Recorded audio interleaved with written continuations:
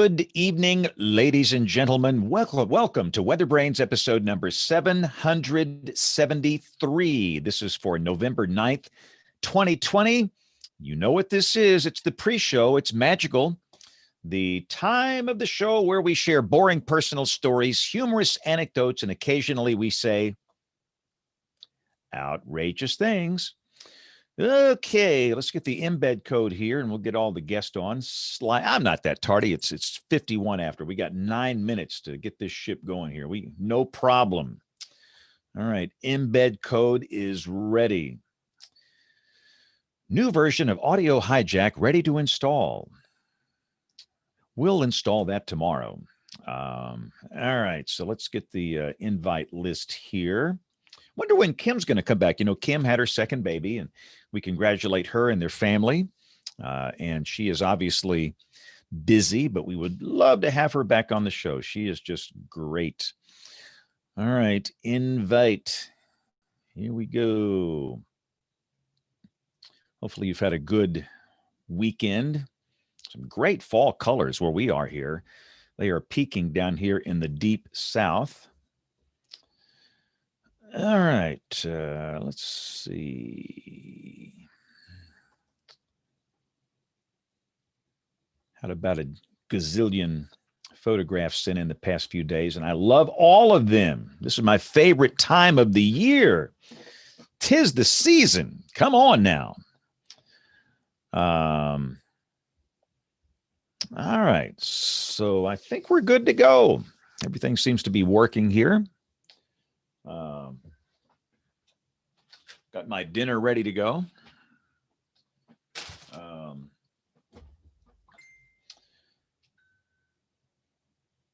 Okay. I feel like I haven't done something, but I'll figure out what it is. And by the way, if you're new to this, just move the slider over about 8 minutes from now, and that's when the show begins.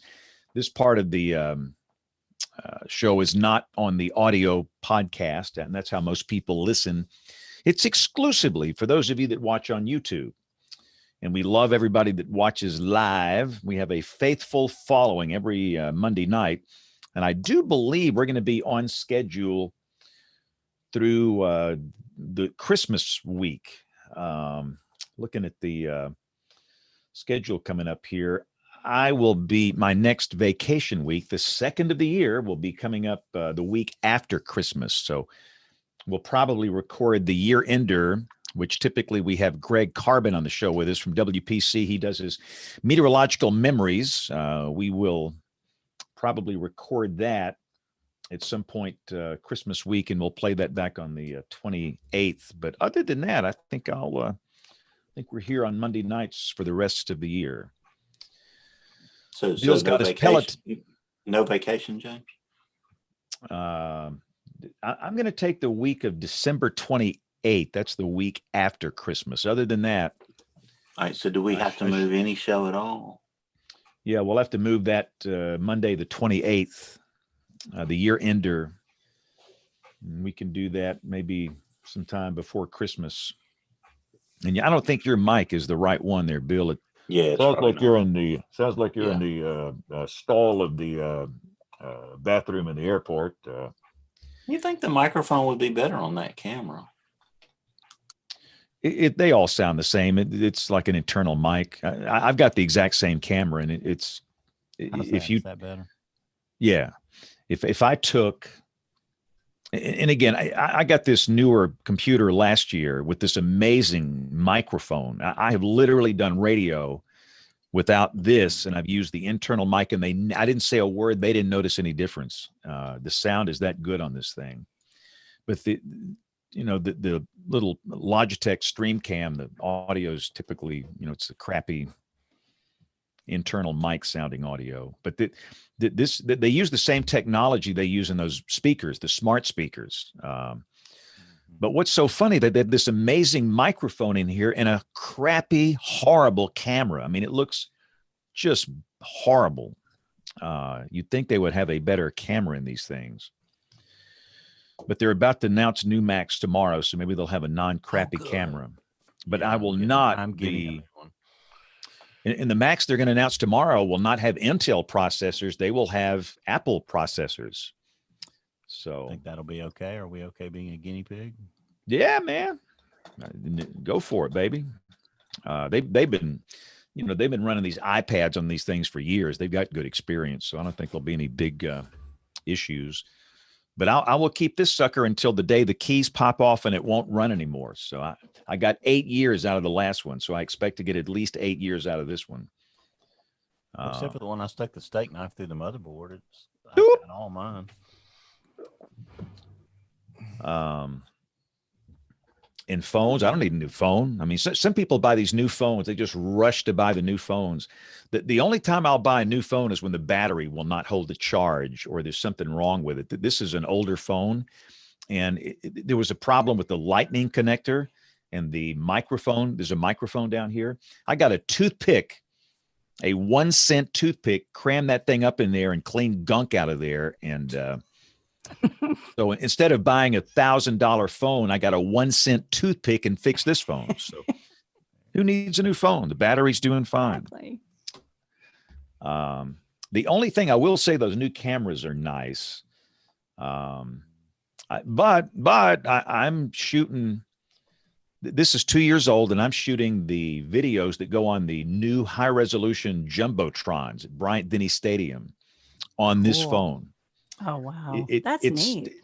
And it's a 2-year-old phone. That's how good these cameras are on these phones. It's remarkable. And the new ones, it's just stunning. And I'm not a photographer, but everybody says the specs. This is what you'd pay $20,000 for, 10 years ago for a camera. The lens obviously is not, a professional lens on there, but the camera itself is just amazing. But how far we have come. Ooh, we got Tony Rice on the show. Yeah, he's the guest panelist tonight. I didn't tell you that, Jennifer. That was kind of No, I've never met Tony. This is exciting. Hello. Hi, Tony. Jennifer, this is Tony. Tony, this is Jennifer. Good to meet you virtually. Nice to meet you too. What was the name of that barbecue joint, Tony? We were hanging out in St. Louis that time. Remember the name of that thing? I have to look really up the good. name of that, where you were trying to scare my son out of the industry. I do that with everybody. That's not just him. It is a standard thing. And it's wise. Yeah, no, if they're serious about it, that they'll stay the course.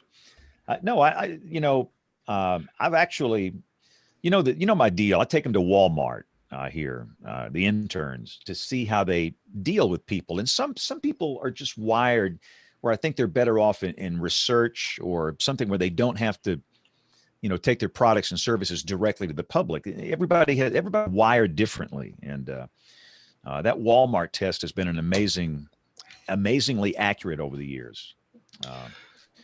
Yeah, well, he came downstairs today after his day of virtual classes and commented that he got the call from the military recruiter from the Marines, and the recruiter commented that my son was the only one who let him get to the end of the speech before he politely told him no. Everybody else was hanging up on him, so I guess I raised him right. That you did. I mean, come on, hear him out. I think every boy gets that call at some point. They do.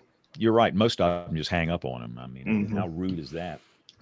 It's just not a telemarketer. It's not, it's not some guy Person trying doing to his sell job. Yeah, exactly. Jamie, I don't see your video, and I think you're muted. If you can talk to us for a second, that would help. And you have to unmute. had a perfect And the test name of for that it. place was Sugar Fire. I just looked it up. Sugar Fire. That was it. That was good. Sugar Tasty. Fire, Yeah. St. Louis, Missouri. It was a fun weekend. I got to see a lot of good people. My old boss had Channel 4 up there at the time, KMOV. He is now retired. Has he Got to retired? see him. Yeah, Mr. Murphy. He lives down in Florida on the coast, playing golf and having fun.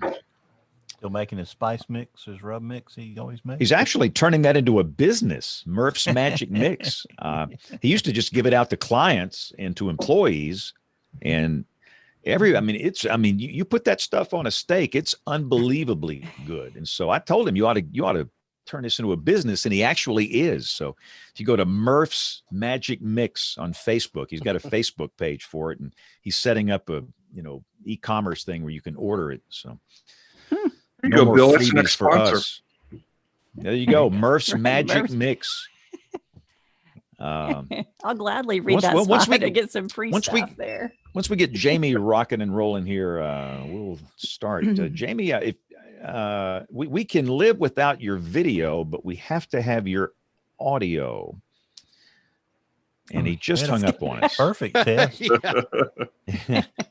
he saw this group and he ran, which is the Yeah, smart well. thing to do. Yeah, Noah Public Yeah, it has Affairs good figured out he taste. was going to be on the show and put a kibosh on this. Now, Nick Underwood last week had a ball. I don't think he got in trouble. I mean, we all, I think every NOAA employee that's been on this show has not gotten in trouble with public affairs. Hopefully. And Nick's he's flying around tonight, right? Yeah, he's dropping messages. Dropping into drop Ada sign from- right at this very minute. Yeah. Dropping a drop sign. Well, let's get rolling here. And Are Tony you going to Rise. introduce, if we get him on board, Tony, are you going to introduce him or you want me to? There he comes. See yeah, he's something there happening here. now. Let's see if we can get his audio, and I'll start the recorders. He's not muted. Oh yeah, Here comes bingo! video. We have Looks like Thursday. we have night. video and we have audio like magic. Yeah, my video on my screen is a little bit delayed. Can you hear me okay? It's a little rough. scratchy. Yeah. It sounds like it sounds like Bluetooth that's almost too far away. There's OBS. And you're muted now, Jamie. I forgot my earbuds. They're And at home. now it doesn't like your settings for some reason. Zoom typically does pretty good even without earbuds. If you got a speaker on, I do all these virtual school programs with this, and I've not had a big problem with that. The times I've not had earbuds in, so I think we're Good. cool. Tony, are you going to introduce Jamie or you want me to? Why don't you go ahead and do it? Okay. Jamie, give us an audio check if you can. And we are not hearing No you. audio. Down there, I don't know if you're on a computer or a phone or a tablet, but if you're on a computer, there's a little mute button and there's an up arrow. And if you click on the up arrow, you can, select your microphone. Yeah, here's a test. Can you hear me now? Yeah. Yeah, man. Woo, All right. that's Yeah. it. When I switched from AirPods to the computer audio, I didn't switch it back in the settings. So is it coming through okay? Yep. Yeah, we're good now. Sound great. Perfect. All right. Perfect. Let's get this thing going here. All right. Here we go. In 5, 4, 3, 2, 1. This is WeatherBrains, the weekly show that's all about weather. This is episode number 773 for the 9th of November, 2020, the year that never ends.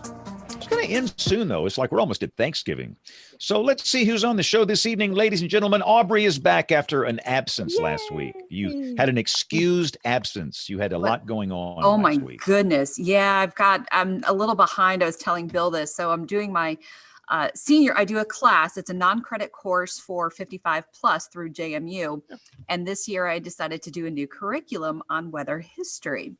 Well, weather history is taking me a lot longer to put my presentations together because I can't just whip things up like a Weather 101 class that I've done. I have to do a lot of research and add photos and all sorts of details and information. So it's taking a lot longer than I expected. And I'm still not done with my week 2, which is on Wednesday. So it's cram time to try to get that done. I underestimated my time. Time is the greatest currency. It is. I say this all the time. Everybody that's listening and watching and everybody on the show here has 24 hours in a day. And how you spend it determines who you are. And my greatest struggle in life, Aubrey, is time management. Mhm. Oh, I just, you give up sleep, you give up this, you give up that. Before you know it, there's nothing left to give up. And you just, it's a struggle. But you, despite your time challenges, you sound refreshed and look refreshed. So Thank welcome you. back. I tried to sit in the sun today. Gosh. And James, I have to say, I've been seeing some killer photos of the fall foliage from Alabama. Tell us how spectacular it is down there. Yeah, it shifted obviously from, the higher latitudes down into the deep south. This is our peak now. We typically peak in the first 2 weeks of November, and it just popped all of a sudden. It's funny. I am not an expert in fall colors, but something happened, and boy, they popped last week, and they look really good. And we've not had a big, tropical system or frontal passage to blow the leaves off the trees, which will happen at some point. So it is really looking good. It's not the Shenandoah Valley, but we got the foothills of the mountains down here. Well, we you got guys the have- little You hills. have the Cumberland Plateau. I look at maps and I plan trips and I look at all sorts of stuff and things to do and hiking. And you guys have some pretty nice state parks out there and some really nice waterfalls and some pretty views and stuff. So might be underestimated for some. Yeah, some areas.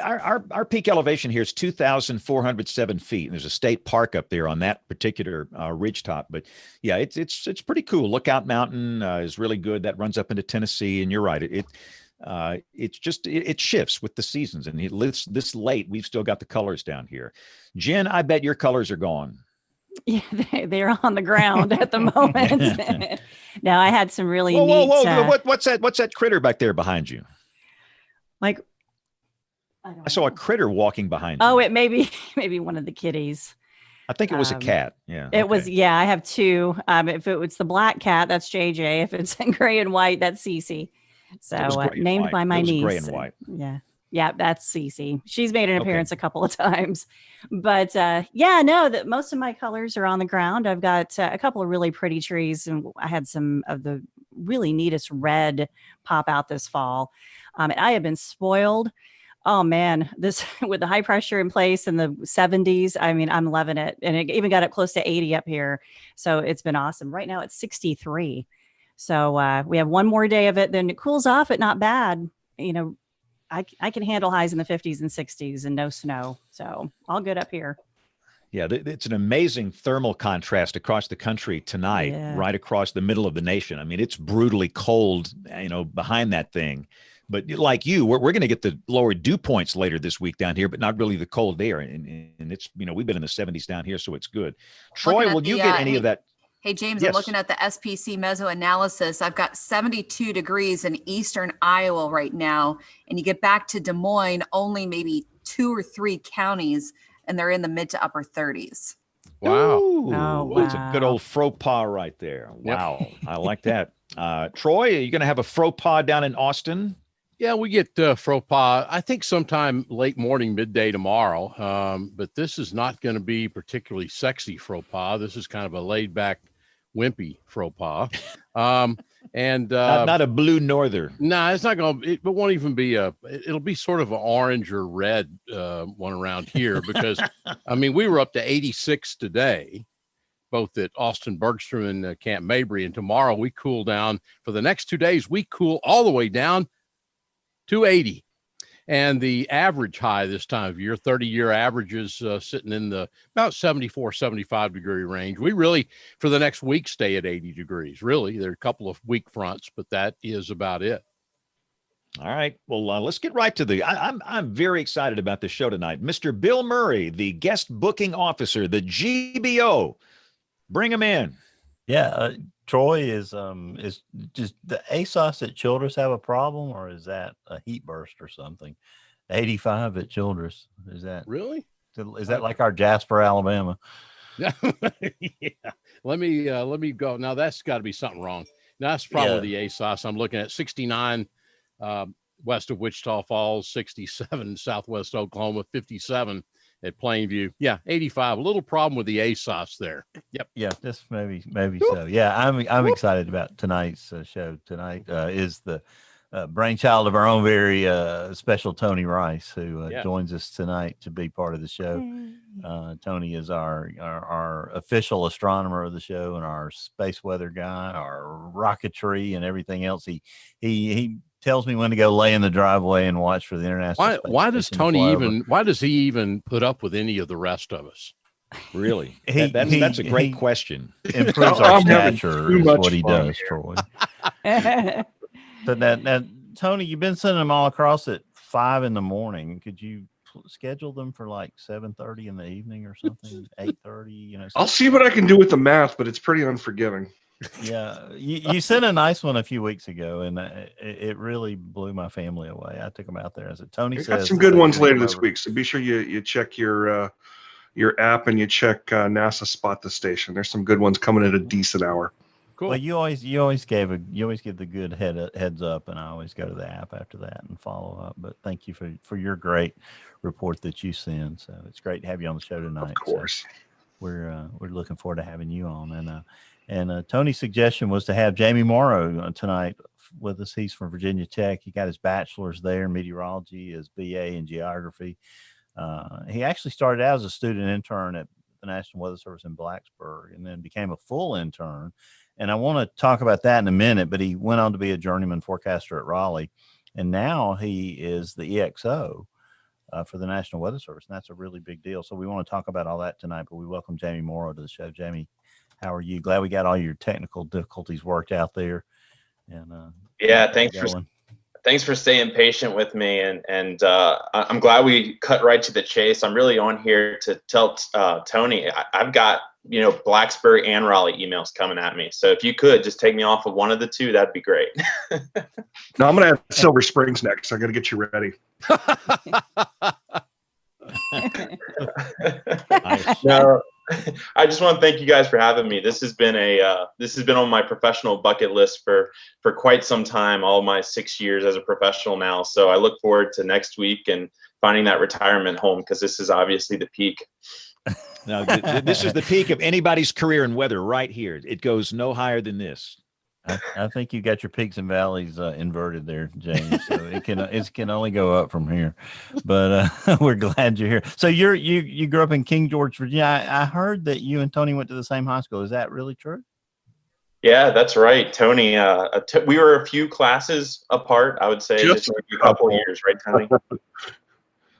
Not very many, Tony. I mean, what, 4 or 5 maybe? Oh, a little more than that, yeah. But yeah, we both managed to rise above it. We managed to make our way through Virginia Tech as well. I graduated in computer science, and you just heard Jamie's resume, but we rose above our math careers at good old King George High. Go Foxes. Hey, Jamie, any good stories you can give us on Tony or anything you can get us through the evening with? Please. Sadly, the first I heard of Tony was at Virginia Tech. So no good high school Tony stories, but really? I'm pretty sure this is probably the height of King George news ever since we opened that big landfill up a few years back, Tony. So I think you're really putting King George back on the map.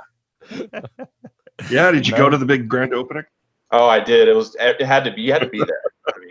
Had to be there. I hear they've added a couple of new stoplights since Tony was there.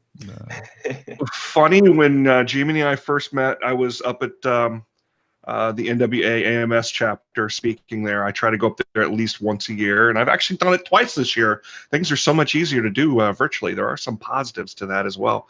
But we were enjoying a burger at our favorite burger place, which is sadly not there anymore.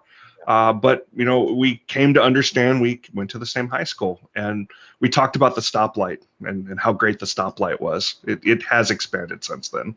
Yeah, Bill, we've added a few more and even added a Walmart in there. So alone with that Walmart, we get 3 or 4 stoplights right in that general vicinity. So Tony would get lost if you ever went back. Now we have to get up there and see if you need a hotel. It sounds like y'all are expanding There's quickly. one. There's one. Boy, did we ever come to the right place. Yeah, we really did all sorts of stuff virtually. We're scouting for hotels now right here. That'll be a first on the WeatherBrains show if we can pull that off. So you did a little storm chasing while you were at Virginia Tech. Talk about that. Yeah, so Virginia Tech has this really cool program, and I can faithfully say that it really cemented my love for meteorology. As a junior or senior, you get the opportunity to go out with classmates, and as a school credit, you get to actually chase with the professor. And, you know, a lot of schools do this. Virginia Tech's been doing it for even longer than it's had a meteorology degree, which really just spun up in the 2010, 2012 timeframe. And the Hokie Storm Chasers have been going out every year, minus this past year, thanks to the pandemic. But every year with undergrads and grad students that are excited to learn about weather. And one of the unique things we get to do is we just let the students forecast. And sometimes their forecasts are great, sometimes not so much, but either way we learn from them. And I think we can all pinpoint a forecast we learned from some throughout our careers, some more than others, me being the primary one. So do you kind of nudge them when their forecasts are not maybe going in the right direction, kind of like James does us sometimes when our forecasts are going off track? we get creative. we get creative when we need to, you know, just saying, are you sure you want to go that far away? Maybe today should be a laundry day. You know, you have to sometimes twist their arms. But hey, some of the best days we've had out in the Great Plains have been those you know, General Thunder or formerly General Thunder or marginal risk days when the chaser convergence is low and you get a storm to yourself. And even if it doesn't produce that tornado, you still get a really good shot at some Great Plains storms, which we don't see in the mountains of Virginia. Yeah. What were some of the most productive days that you've had? Some of the most memorable tornadoes you saw? Yeah, so I went out with the Hokie Storm Chasers 2012, 2014, 2016, and 2019. And the most memorable, we were on the Dodge City tornado that put down anywhere from 16 to, some people claim 20 to 30 plus tornadoes on a single cell there. And that was just a beautiful tornado. It was my first stovepipe tornado. And, you know, we were in some ways by accident, we were sitting there about an hour to 2 hours before everything went down. So we were in perfect position. And it was just a great experience to be able to see that from a safe distance. And it just paralleled the road for as long as possible. And we got to really see the culmination of all of the different types of tornado warnings, from the base tornado warning to all of the impact-based warning tags being utilized. And as a National Weather Service meteorologist at the time, I mean, that cemented everything into my mind. And it really allowed me to bring it back to the warning operations in Blacksburg and then eventually in Raleigh when I transferred to that WFO. Yeah, so I mean that really was practical experience. Were you still an intern then, or were you? I guess you were at that point. You were an intern. Yeah, at the time I was still in my first or second year in the Weather Service, and I was still a meteorologist intern, which they've finally graduated that position, but a little bit after my tenure. So I'll probably be one of the last meteorological interns in the National Weather Service, and now they're going right from GS5 all the way to the general forecaster level. So once you come in, you no longer have to jump from that Met intern to that journeyman forecaster slot. And that's going to make a lot of things easier in the Weather Service. And it's going to be great for meteorologists that work really hard to get in and they earn their spot. And now, you know, they don't have to necessarily move around 3 or 4 times in their career if they find a good place for them. Is that because it's so competitive now? I mean, that they don't have to do that. They don't have to go through that process. They can go right to a really high quality position at this point. Yeah, I think the business case for the Weather Service, you know, they're paying quite a bit of money to relocate forecasters twice in their career in many cases, you know, from that intern to general forecaster level, and then that general forecaster to lead meteorologist level. So now you kind of cut one of those out, and that in a way cuts your moves almost in half. When it comes to your workforce. But for meteorologists, you know, if you get into a place that you would like to work for an extended period of time, and for me, that would have been Blacksburg, then you can move right into that general forecaster level. You really get to know the area, and it allows you to build those forecasting skills for multiple years rather than, you know, in a way, you don't really get to know a place until 2 or 3 seasons into actually forecasting there. So that's 2 to 3 years that you really need to build that rapport as a forecaster. And if you're moving every 3 years, which has been, you know, my tenure so far, it's hard to really get that expertise in that local area. So this is going to be good for the Weather Service as a whole. And I'm excited for a lot of the students that are getting in there. And I am very glad I currently have a spot, because those resumes that on occasion I see coming across my desk, either working with the student interns or up at the headquarters level, my goodness, there's some bright students coming right on my heels, and they're going to be my bosses one day. I have no doubt. Now, a few years ago, there were complaints that a lot of the Weather Service offices were understaffed, and the GSA didn't seem to be turning out, filling the positions as quickly as they should. Has that gotten better?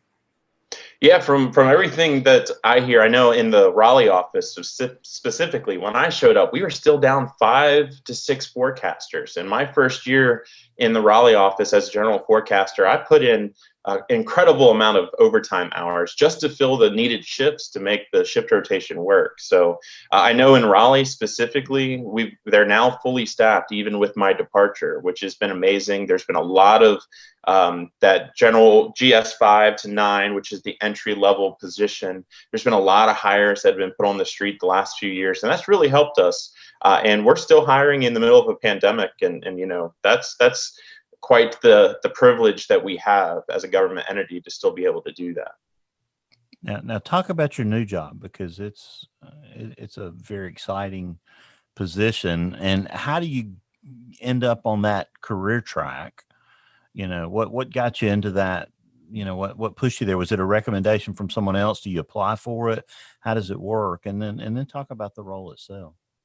Yeah, so most recently, when I first joined the Weather Service, the one thing that I wanted, my mentor was a journeyman forecaster at the Blacksburg office. And I always just said, hey, if I could get into the Weather Service, it doesn't matter where. If I can get in and become a journeyman meteorologist, then I have it. I'm set. I'll be happy. That'll be the rest of my career. And I ended up doing that by year 3. And, that took a lot of luck, took a lot of hard work to be able to use that luck. But at the same time, I know the pawn pieces fell exactly right for me to not only get into the Weather Service when I did, but also be eligible to bid on a couple of positions that were open. And about 2.5 years in Raleigh, one of my mentors in Raleigh, he actually performed the same position, the executive officer position, and he's now serving as the hydrologist here in Central North Carolina. And, I talked to him, I said, hey, I've seen this bid out a few times. I haven't been eligible for it until this past year or maybe 2 years ago. Tell me a little bit about it. And, I'm still early in my career. I'm in a point where I can pick myself up and move without being a hindrance on my family. And it's actually relatively close to where I grew up there in King George County. And so I said, hey, why don't I give it a shot? If nothing else, it gives me some good experience applying for jobs. And, I don't know much about National Weather Service headquarters, so maybe this is the time to learn.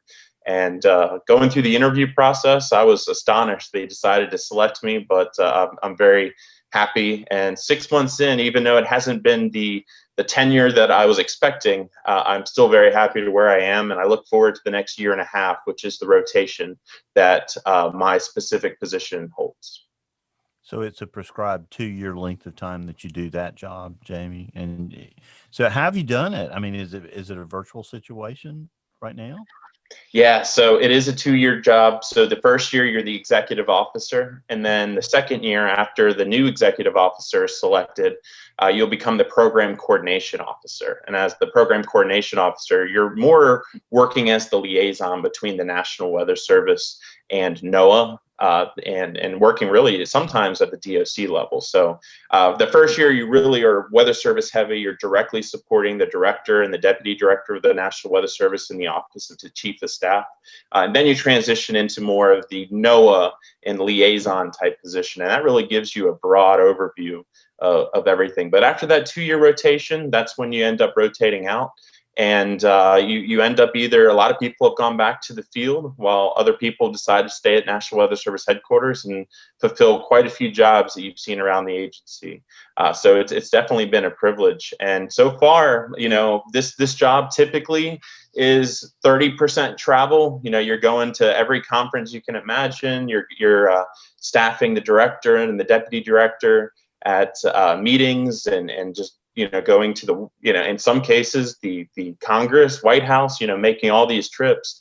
And for me, I haven't left my house here in North Carolina because of the pandemic. And it was a little bit of luck of timing and the fact that the National Weather Service is still in a work from home type attitude, and it will be for the foreseeable future, at least for those of us working at headquarters. Those in the field are doing heroic work and actually able to are still going in and doing the type of work they're doing, which is astonishing. I had to do that for a few weeks, and I know how much of a bear it is. So luckily for me, I've been able to staff the director and the deputy director from here in North Carolina. And once moving is safe to do again, I'll be heading up to Silver Spring. When you say you staff them, what do you mean? What does that entail?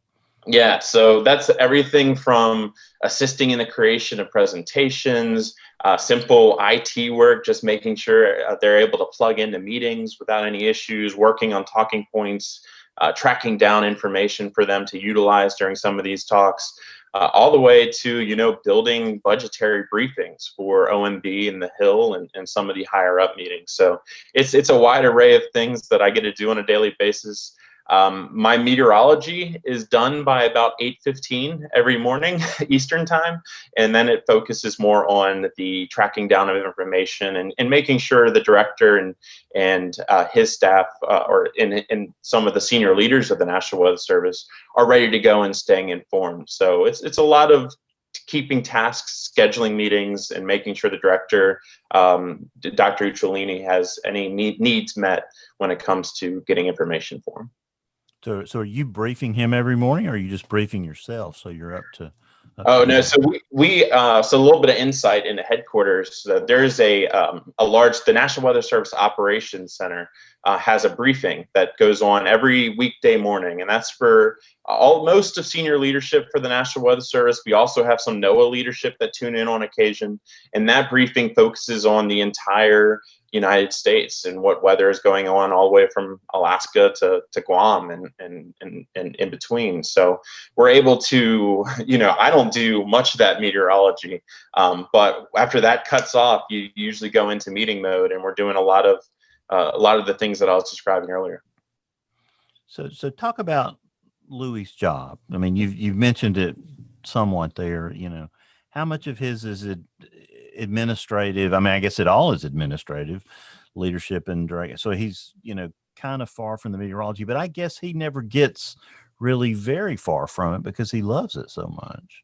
Oh, that's 100% true. I can't tell you how many times that I'm sitting in a meeting with him and everybody else logs off, and he's telling me exactly how the upper level patterns are going to play out with this tropical system and how that's going to make the rainfall enhanced in this specific area. And we're talking 5 to 6 days out. So I had no doubt that Dr. Uccellini could fill in a forecaster's role and have be very successful if that time ever came. But most of his day-to-day job, similar to like I described it, is very administrative and oversight. He works closely with the National Weather Service Executive Council. They've recently put in a new governance in place, so there's a lot of input that goes into some of the decisions that are made. It's not just one or two people at the top. And he interacts with everything from the World Meteorological Organization. He's a permanent representative with them.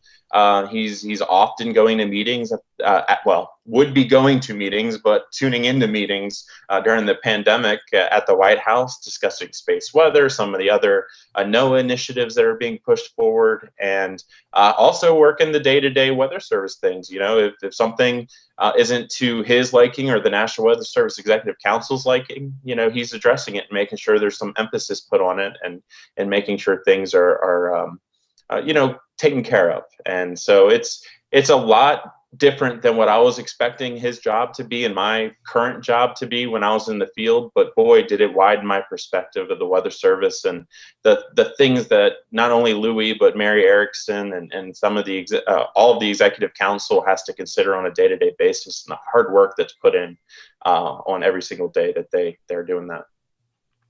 Troy, I think it really has been amazing to have Louis be the director of the Weather Service, and that really was a major change and has been a good thing for the organization. Yep. So, oh yeah, I definitely, I totally agree. So, Jamie, I guess 3, 4, 5 years ago, there seemed to be a lot of controversy, about the time they were.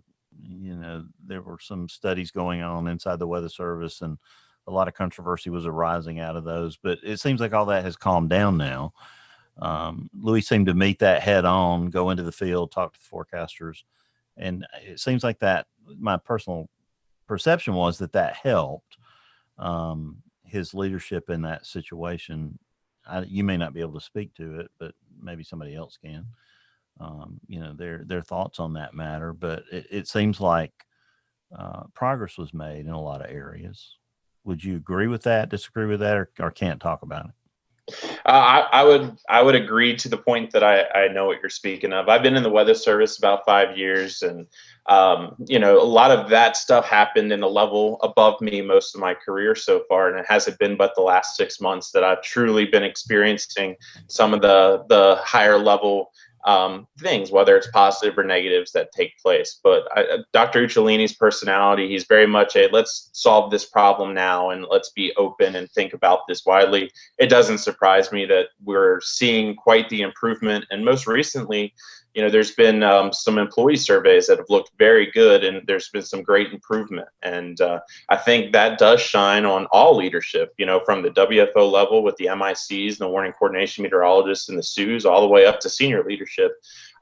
So there's quite a reason to believe that the Weather Service is on a really good path. There's always places that we can improve, and I think that's something they're working hard on now. That's good to know. Tony, you pointed out that Jamie's career path has been unique, and Jamie referred to it. He said, kind of lucky. Comment on that, Tony, what your observations are about it. Yeah. So my favorite thing to do whenever I get the opportunity to go watch a rocket launch, the rocket launch is awesome and all that, but you learn so much more about the inner workings, and Jamie's sharing some of those with us today about the inner workings of NASA, and talking to those engineers and talking to the scientists. And something that I find that is common amongst all of them is how uncommon their path of getting there is.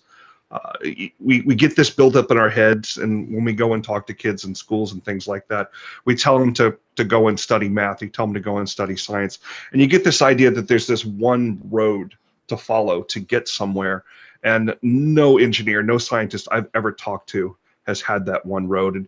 And even as I look back over my career in having studied computer science, I've done a little bit of everything. And I think that makes you a better scientist, that makes you a better engineer. So talking with Jamie about his path and taking some of those opportunities, maybe Jamie, you could share a little bit more about that. We have a lot of students that watch WeatherBrains. We have a lot of high school and college age students.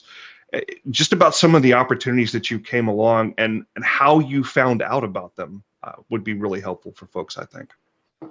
Yeah, no, I completely agree with you. And looking back, it's a lot more clear now than it was when I was sitting in that undergrad classroom and having Tony or one of the other Virginia Tech alums talking to us. And, meteorology being a brand new program, at least at Virginia Tech, and the first in the state of Virginia that I'm aware of.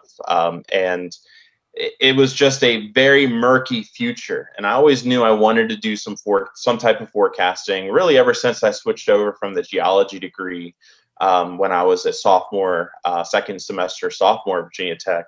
And I knew I liked natural disasters, or at least studying them. Not that they occurred, but being able to study those natural disasters.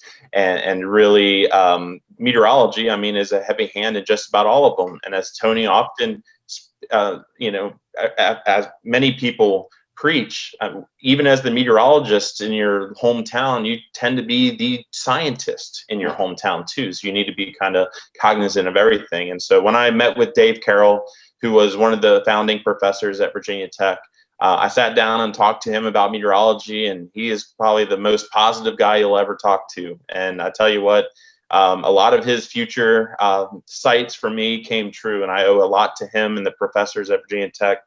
But a lot of what I do, I had to kind of pave my own way. I had to creatively think outside the box. I was part of a team that founded what we called the Hokie Weather Watch, which was a social media platform for Hokies to actually present weather information. And that platform included a radio station where every day a student at 5 o'clock gave a quick 2-minute weather briefing. But that 2-minute weather briefing, you put about 20 to 30 to even an hour of work into. And I know that came a long way in my career.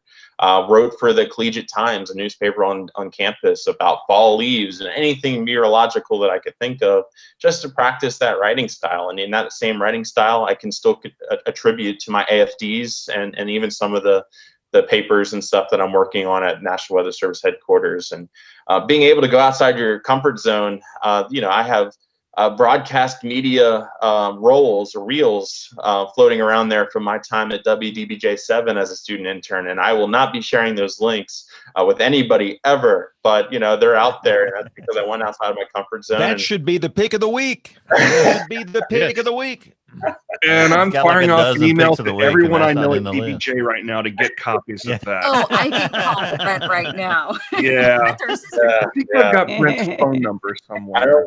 I'm pretty sure the internet almost crashed a few times when people heard the videos. So, I don't want to be responsible for that. But, being able to go outside your comfort zone and keep moving forward, that's the key. Everybody does have that unique path, but you really can't dictate when that path starts or ends. You can only continue traveling along that path. And that's something that I've kind of continued on with in my career. Just keep moving and something good will happen. And I've always believed that. And I've been lucky enough to have that happen to me and that hold true ever since. Yeah, and to add on to that, it's funny hearing some more your Virginia Tech story there, because there's some more overlap.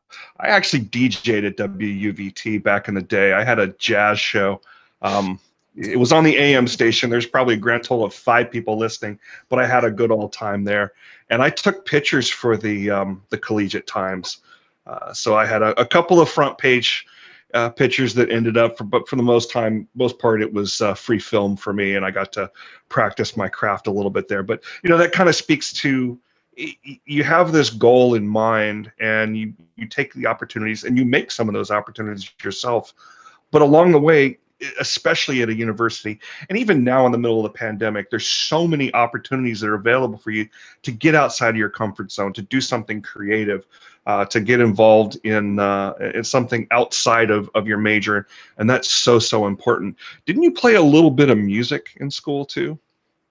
So I did in high school. Okay. I didn't do much of it in college, but I was in the marching band, so I was a percussionist and played a little bit on the drums and did that sort of thing. But you're exactly right. You have to be creative, and I think with the amount of students that are being Virginia Tech, and you have all these well-established universities now, they're pushing out 10, 15, 20 graduates a year in what is admittedly a shrinking field, if you look at it holistically, just because of the way technology is going.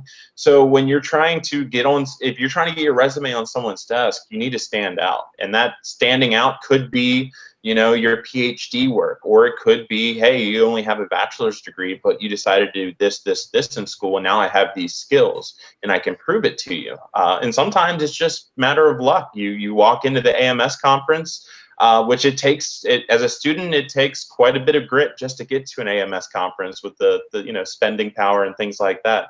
But you talk to the right person, and I know several people in and out of the weather enterprise that found their way through one of those conferences. So little things like that, just attending a conference can really open up avenues for you. And I truly believe that without some of those conferences, going to AMS, seeing a WeatherBrains taping at NWA in what I think was Charleston at the time, in whatever bar that was, Bill, I can't remember which one you guys were in. Oh Lord, the Dewdrop Inn. That was probably wherever the broadcasters deal was that Monday night, and it probably was in like the galley of the bar or something. Me up against the wall trying to hold the computer up to my ear so I could hear James. I'm surprised you're even still in the industry, Jamie. But talk about those conferences for a minute, because that's kind of that can sort of be overwhelming for a student, and maybe a bit scary for them as well, Jamie. But you got to put yourself out there. So talk about that process. Give some advice there about how you make the most of those type opportunities. Yeah, no, I remember my first AMS conference was Austin, Texas back in 2014, give or take a year. I can't exactly remember. And, going to that conference and realizing you have 20 to 30 different rooms to choose from at any given time is just unbelievably concerning as a student. And I sat there not knowing which ones to go to. So I ended up following my pack of Virginia Tech friends around, and until I got a little bit more comfortable to just go up and speak to people, and you really have to get outside of your comfort zone, and that's not something that came easily to me. I'm an introvert at heart, so actually being able to go up to somebody and shake their hands, and I saw Bob Ryan walking around the halls, and I grew up watching him on the ABC, I think it was ABC station in the DC area. So it was the NBC station. I know because I was a Bob Ryan weather watcher back then. Okay. Thanks for the clarification there. I apologize. But yeah, so just being able to get outside of your comfort zone is huge. And it's not easy, but going to that student conference and meeting people that are similar to you, and hanging out at their table while the rest of your table may be staying together somewhere else. And, just doing those little things. I've made lifelong friends that I see it sometimes once a year at the AMS conference, but I know that no matter what, they're going to be my colleagues in the industry. It's a mighty small meteorological enterprise. So you're going to run across the same names at the rest of your career in many cases. So it's definitely important. Try to get us outside of your comfort zone, and it's quite the financial burden in many cases, but if you can convince your parents or your supporters to say, hey, it's an early Christmas gift or maybe a late Christmas gift, it'll be worth it in the end. And don't go sleep on these virtual conferences either. If you're on the fence of maybe attending at one in the future, this would be a great way to kind of explore it from home. And in some cases, it's a little bit less of a ticket price. I don't 100% know about the upcoming conferences, but this will give you an idea, and it'll allow you to listen to more talks because many of them will be recorded and on an easy to use platform. So don't go to sleep on the conferences this year, and definitely check out some of the student opportunities at each of these conferences. I believe both NWA and AMS have some great student opportunities, and I know AMS will even pay your way to go to a conference if you apply and actually help them out. And I was able to do that at a couple of conferences. And the thing about the conferences too, I've noticed the ones that I've gone to, I have started going and breaking up those packs of Hokies and breaking up those pack of Okies, breaking up the student when they're kind of slinking around each other in the ill-fitting suits. It's fun to see, but stop hanging around with your peers. That's not what you're there to do. Get out there and chat with folks. Every one of them, almost every one of them that I've ever talked to, person I've talked to at an AMS or an NWA conference, are there to help each other. They're colleagues, folks that are coming up, and they love working with students. If you are slinked off in the corner, you're not going to get that opportunity. Oh, 100% agree. And Tony, I won't tell you how many text messages from students I have that said, "Who is Tony Rice? He just broke up my group." But I could definitely, that is 100% needed. And you're always going to have that same group of classmates to go back to. And I'm not saying leave them all, but grab that other classmate who may be nervous to do the same thing, and both of you go over to that new group and meet some Florida State friends or Penn State friends. You don't want to mess around with the Penn State fans, though. But the friends, you can definitely. You got that right. Yeah, don't mess with the Nittany Don't Lions. mess with the Nittany Lions. You got it. Although some of those, like the kids from Penn State that came here in the 2011 event, Matt Alto, that group, they came up to me and they said, "Bill, we want to go down to Tuscaloosa and, see the tornado damage and, just see it for ourselves." These kids were so sharp. They said, "Well, how do we get down there? Like there's some mass transit in Alabama." And I'm like, here's my key. Here's the keys to my car. It's in the garage of the Winfrey. Y'all go have fun. They looked at me like I was crazy. And all the people standing around me looked at me like I was crazy too. But, they came back with my car, washed and parked in that same space. And those are lifelong friends, now. Those kids are amazing. And now they're doing amazing things wherever they are. It's just super. So, Matt, with program chair this year, just great things happening. So talk about that involvement in your local chapter, Jamie, how important that is, and not just to go be a knot on a log, but to get involved too.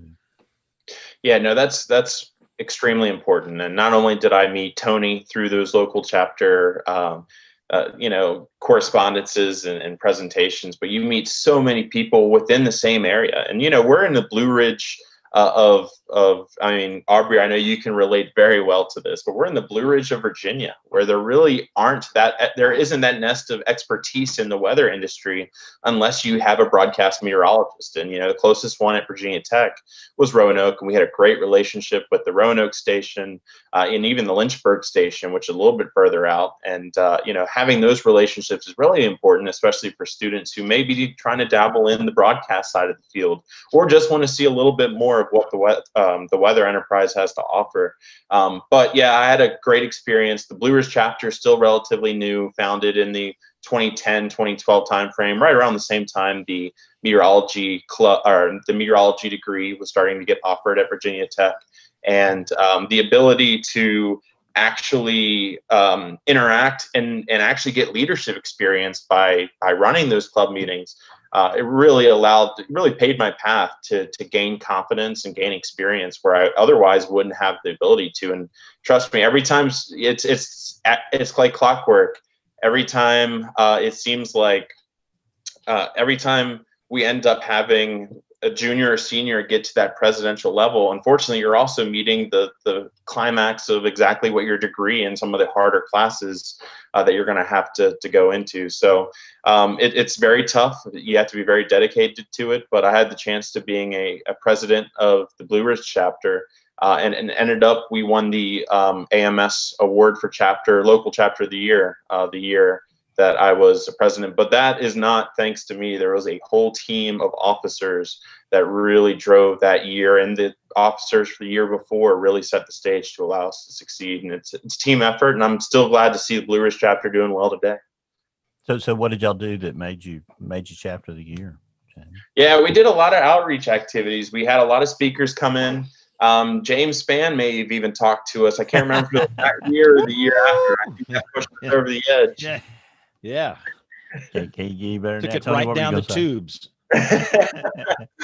Maybe we won, even though James Spann talked to us. I'm not sure. Yes. But no, we were really able to get our numbers to skyrocket that year. We were still at the point where new people or students were finding out about our program. So we had an influx in the amount of freshmen and sophomores that were actually joining us. And being able to actually do some of the outreach activities, we did Relay for Life at Virginia Tech, which often ranks in the #1 collegiate Relay for Life programs. And we did a lot of volunteering anytime we could, but we also went to every conference we possibly could. The AGU, CDAG, AMS, NWA, we went to as many conferences as possible. And I think that really allowed our members to shine. And anytime your members can shine, the whole organization's going to shine. Tony, you're muted.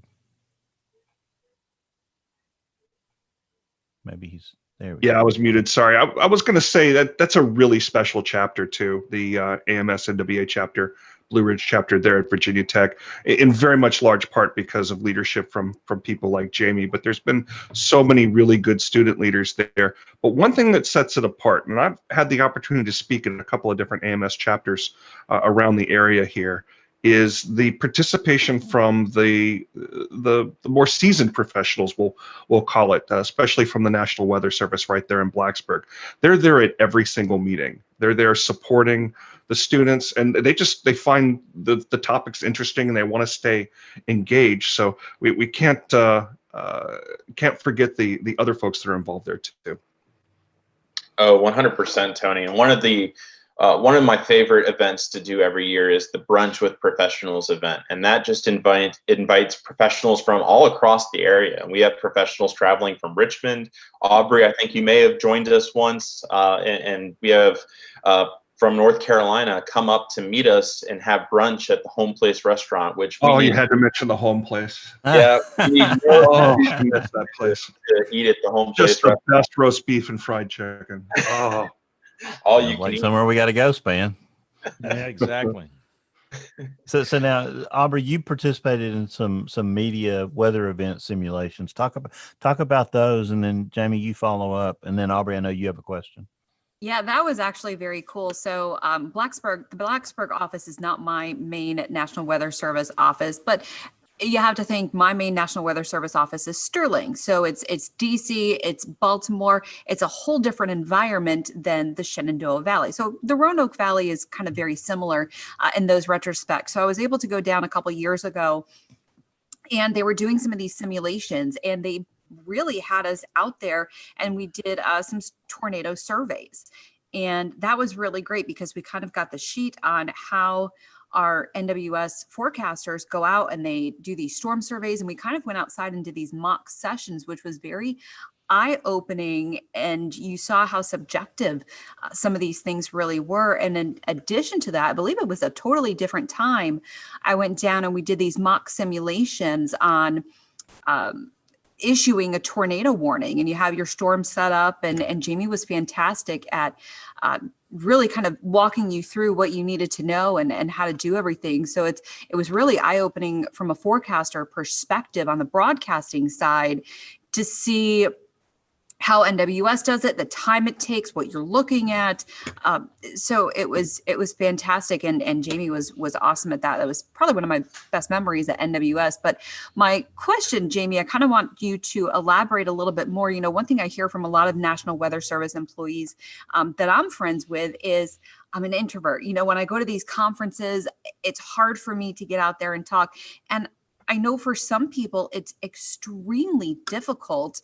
You know, I feel like sometimes, you know, at the beginning, I might be a little shy, but I know for some other NWS employees, like this is, it can be quite scary at these conferences. So can you tell us maybe a little bit of how you kind of got over this fear, maybe some memories and stuff, and what you can suggest to other people who are dealing with just, you know, just being so much of an introvert? Yeah, thank you so much, Aubrey. And it was a pleasure having you and several other people into the National Weather Service office in Blacksburg. We did those severe weather event simulations that you were talking about, where broadcast meteorologists were actually able to come in, interact with our forecasters that are on shifts, but also actually experience being the decision maker in an AWIPS terminal. And that was amazing to have Aubrey and several other people around Virginia and even West Virginia come into the office, interact with our forecasters, kind of put that name to the face instead of just on NWS chat, right? And that really helped build relationships. I know all of the meteorologists in our office loved interacting with them so much, and you could just tell right away that attitudes changed. And it also, we were able to actually kind of get a little bit of a glimpse into the broadcast partners. And Aubrey, I don't think we made it up to your station, but I know we were able to meet a lot of our local stations, and our meteorologists were actually able to sit and watch a broadcast. And I'll tell you what, props to you guys, because what you do is something I would never be able to do, and we're very thankful to have you, because we are a weather team in many aspects, and having you there as the face of the community and the voice of the community is invaluable to us, because we couldn't do it alone. And as great as the Weather Radio Network is, we just wouldn't be able to do it. But circling back to your introvert question, yeah, that's been something that I've battled with. I think where I turned a corner was putting myself in a situation where I had to be a little bit more responsive and take more of a kind of push myself into a leadership role, and a role where I actually had to be presenting myself. And that was as president of the Blue Ridge chapter. And I got up there, and you know, these meetings had to be led by somebody. And so, you know, if that somebody's me, I had to put forth extra effort. And there were some long nights of trying to wind down and recover after that. But putting yourself in those uncomfortable situations really lets you practice. And even if you need that extra 30 minutes to an hour to wind down afterwards, you know, everybody has their own pace, and that's important to take you time. And, you know, for me, I didn't realize that was a thing until a little bit later, and being able to not only put yourself in those uncomfortable positions, but know how to wind down afterwards, it really helped me out. Yeah. Tony, were you in the math club at King George High School? We did not have a math club. We did not have a whole lot of things there. It's a very, very small school. I want to say I had a graduating class of in the mid 70s. And Jamie, how big was the marching band when you were there? Because it was in the low 20s when I was there. Wow. Ours was getting closer to around 60 members strong, if I'm remembering correctly. So wow, multiple buses. Well, with those Walmart came populations, so we had to with Walmart comes many things. Yeah. Yeah, it was funny my senior year, because I did a science project my junior year that got a lot of notoriety because it went to the International Science Fair. And in that process, when I came back my senior year, suddenly I was relatively famous, and they put me up to be the president of the math club. And, so suddenly I was organizing all these things, and I was like, Jimmy, that was really scary for me. And so I had to organize a math tournament and do all these things that I'd never done before. But that, those things were really awesome to me in, making me, face some of my fears and get out there and do some things that I was not maybe comfortable doing. And it paid off in the long run. And I suspect you had some instructors and teachers that helped you along the way too. Yep. Yeah, there was no question. The math sponsor at the math club sponsor at Huffman was a great guy. But a lot of the organizational logistics and stuff, was left, to me to do. And I was really proud of what we accomplished as a math club because of that. So because he was kind of hands off, you guys are going to do this, and we had to do it. It was sink or swim. So Jen, I know you had a question for Jamie. So sorry for Jamie. that aside there. Yeah, no, I'm interested because you talked about your, what got you interested in doing all this and going this career path was your interest in natural disasters. So I wanted to know, was there an event when you were little that triggered that interest? And then when you were a National Weather Service broadcaster or a forecaster, what was the biggest event that you remember covering that really kind of, you're like, okay, this is what I should be doing. This is what I want to be doing. Yeah. So growing up, I lived through Irene and Isabel and some of those kind of those bigger tropical systems, maybe a big snowstorm in the year 2000. I lived through a lot of those, and I was definitely interested in it, but I can't pinpoint that as my specific where I really got hooked. I was a lifeguard when I was in high school, and I lifeguarded on an outdoor pool for 6 to 8 years, depending on which pool, sometimes double dipping and actually being in both pools, lifeguarding at the same time. And the two things that lifeguards love most is adult swim and being able to blow the whistle to get kids out of the water because of thunder and lightning. And I was the lifeguard hopping out of the chair at adult swim and checking radar any chance I had just to see when that next storm was coming for the safety of the kids, no other reasons like laziness. So that I could really pinpoint. That's where I fell in love with weather. And going into school, there wasn't a meteorology department or anything in the state of Virginia. I wanted to do in-state. I was the oldest of 4 kids, so I was trying to do my parents a favor. And I decided to go to Virginia Tech to study geology, the closest thing to meteorology, and I got lucky. I remember it to this day. I was sitting on the couch trying to convince my parents to let me drop out of school because I just wasn't feeling geology and measuring rock outcrops that my grandkids could measure. And that same week, meteorology department was founded, and it showed up in our hometown newspaper, The Journal, Tony. So there's a lot of blocks that got kind of placed right at the right times to kind of get me to where I am today, and I'm very thankful for that. And when it comes to the biggest events, I can highlight 2.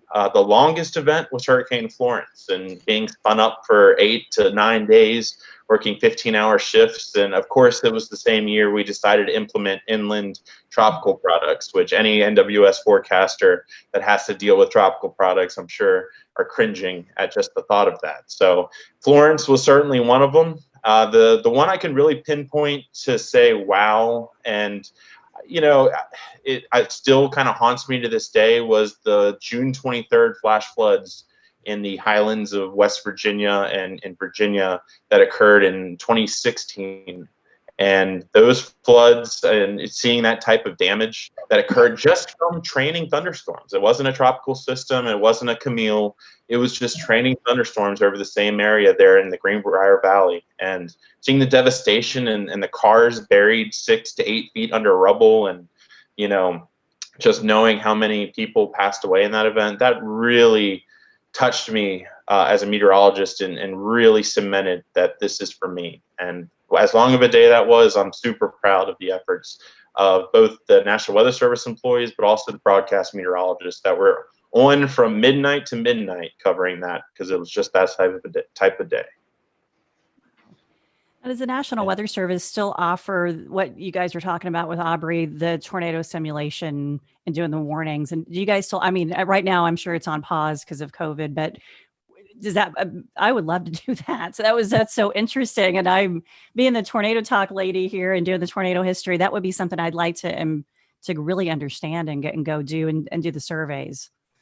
Yeah. So unfortunately, that was a very homegrown type of experience, and I was able to form it at Blacksburg and kind of take that same idea and implement it in Raleigh. And unfortunately, Raleigh was cut short just because of COVID and some of the impacts that we've had. So we got about half of our media partners through it. Half of WRAL got through it there, Tony, but the other half, unfortunately, were the first ones that were left out because of COVID. But my suggestion, I've heard they're better about it. I wasn't happy about it either, but my suggestion is reach out to your local WFO and, drop the idea. And it wasn't an original idea. I think Jackson, Kentucky, or there was another WFO that did something very similar, and I ran with it. And, it was a huge success. And I'd be happy to work with any WFO that wants to implement something like that. And because it was just invaluable for every forecaster that we had in there interacting with our broadcast meteorologists. And I hope for Aubrey and her colleagues, it really let them see the decision making and why our polygons may look this way, or why, we decided not to upgrade this one, the messaging that we have to put forth into it. And the impact-based warnings are great, but boy, when you have to make that decision to go catastrophic and you can't be sure, that there's lives at dangers, but you're in the eastern Appalachians, and you shouldn't have that EF3. So should I hold off on this tag, or do you just pull it knowing that there's lives at stake? I mean, those types of decisions are very tough for any forecaster to make, and especially east of the Blue Ridge, where those storms just don't look the same. I don't know what happens to them as they cross the Blue Ridge Mountains, but you don't have, you don't always have those long-lived supercells that are pretty easy to box. You need one on there. You just need to make sure you get it out on time. There's a lot of decisions that have to be made, and the forecasters that in the two offices I've been in, I've been amazing at it. I've learned so much from them, and that was the only way we were able to interact with the broadcast meteorologists, is the support of the entire staff. I think every broadcaster should do this. Like, I think it should be We part interrupt of this their program for a CBS Radio Net Alert Bulletin. Oh my goodness. There you go, folks. Troy. Yeah, look at that. And I interrupted Jen, which I'd never do, because ordinarily Jen interrupts us with weather bulletins, but we have Theta. This is the 20. I'm looking back at my notes. The tweet box is going crazy at this point. This will be the most named storms of 29 this year. Best back in 2005, the 28, and this is a subtropical storm, Theta. So, and the locusts arrive tomorrow, and that's 2020 for you. And James Spann, that is my news update. And we that's now our return breaking you. News. We now return you to your regular program schedule. Thanks, everybody. Oh, thanks, Troy. I'm sorry, Jen. We just totally ruined your. That is question no. It segment. was breaking news. I could roll with it. Can't pass up on that one. Absolutely not. No, Jamie, I think that's great. And I think that every broadcaster, I'm in the radio, and I broadcast tornado warnings across the country, and it's hard. And I have such a respect for what you guys do and your hearts and how you make these decisions. And I think for us to be able to see that and interact with you and watch you go through that process would be wonderful for us to see what goes into it. And so I think it should be a requirement for broadcasters, in my opinion. So thank you for doing that.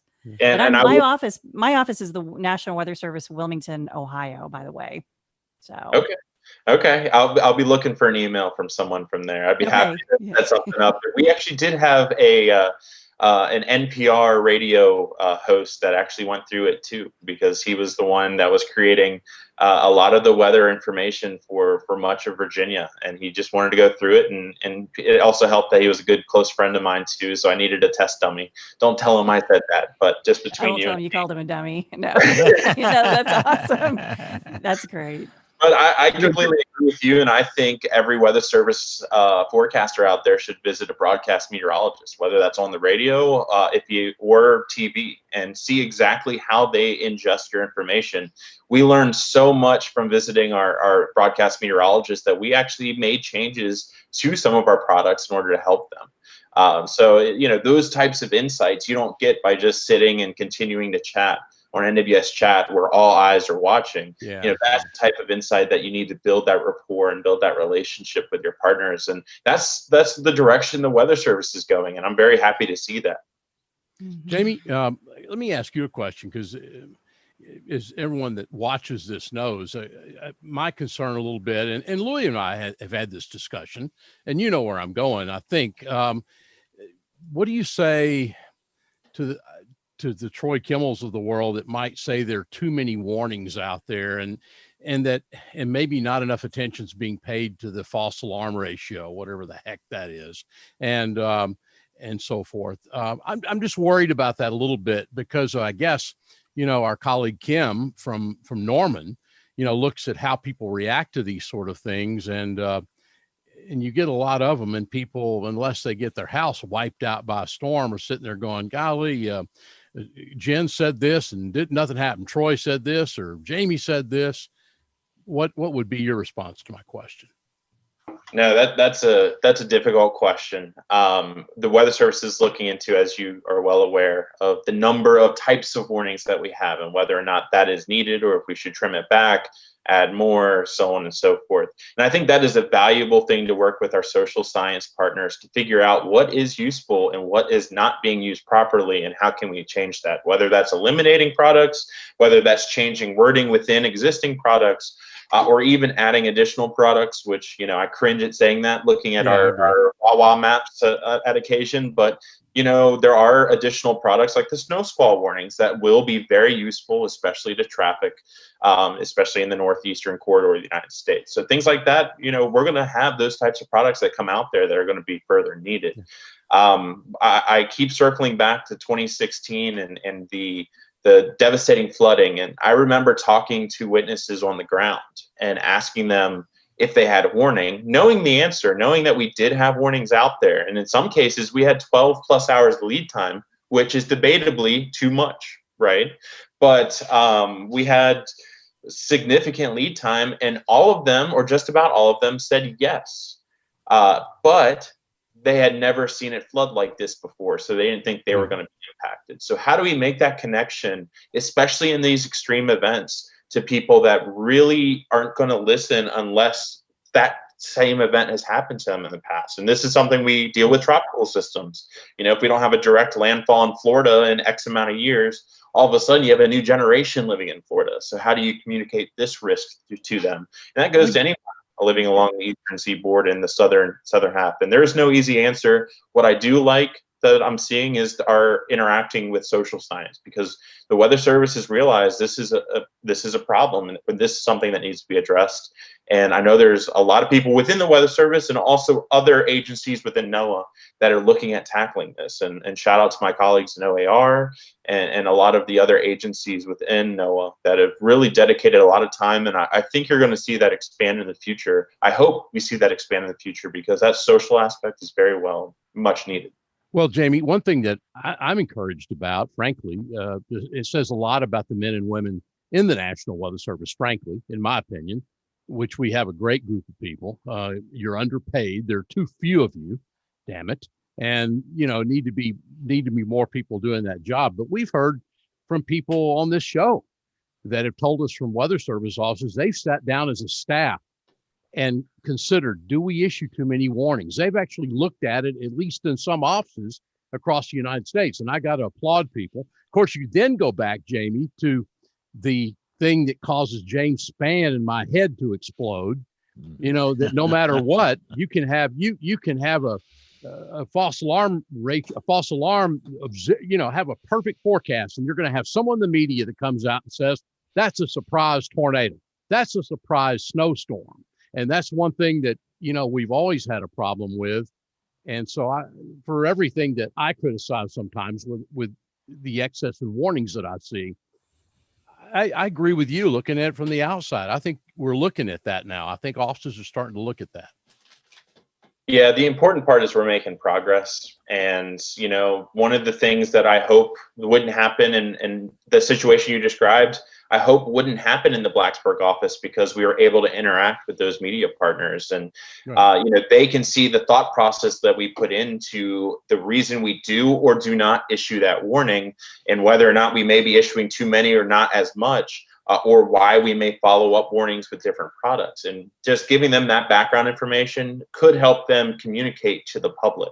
And, we rely on them to do that. And my hope is that Aubrey and all of our colleagues use what we actually, shared with them to then translate it into to the general public, because that's going to be the key to trying to prevent what you just described from happening. What do you think about, and be honest with you, I know you will, no one else is watching. What do you Nobody think but us girls. Yeah, really. What do you think about NWS chat? I think it's amazing. I look back, I've been in this business like James Spann. We were back there when they, came in and chiseled out the weather bulletin on a stone and gave it to yes. back in those days. But I don't know what we did without chat back in the day. We sat and just stared at 65 word a minute teletypes, which I have one across the room here. And what do you think about chat? I think it's really amazing.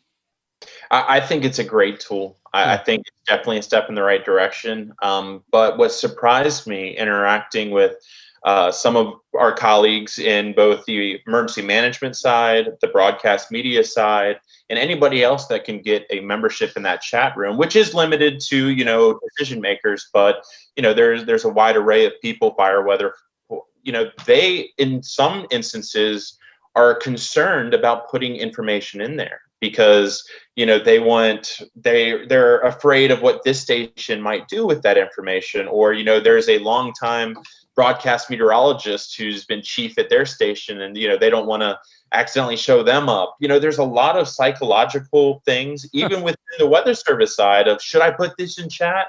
Am I allowed to put this in chat? Is it being equitable to all the broadcast meteorologists? Those type of decisions come into play. And that surprised me because I was in the same boat as you. This is amazing. I'm going to get on there and chat and say, hey, it's a boring Saturday, 70 degrees. Let me see how my broadcast meteorologist friends are doing.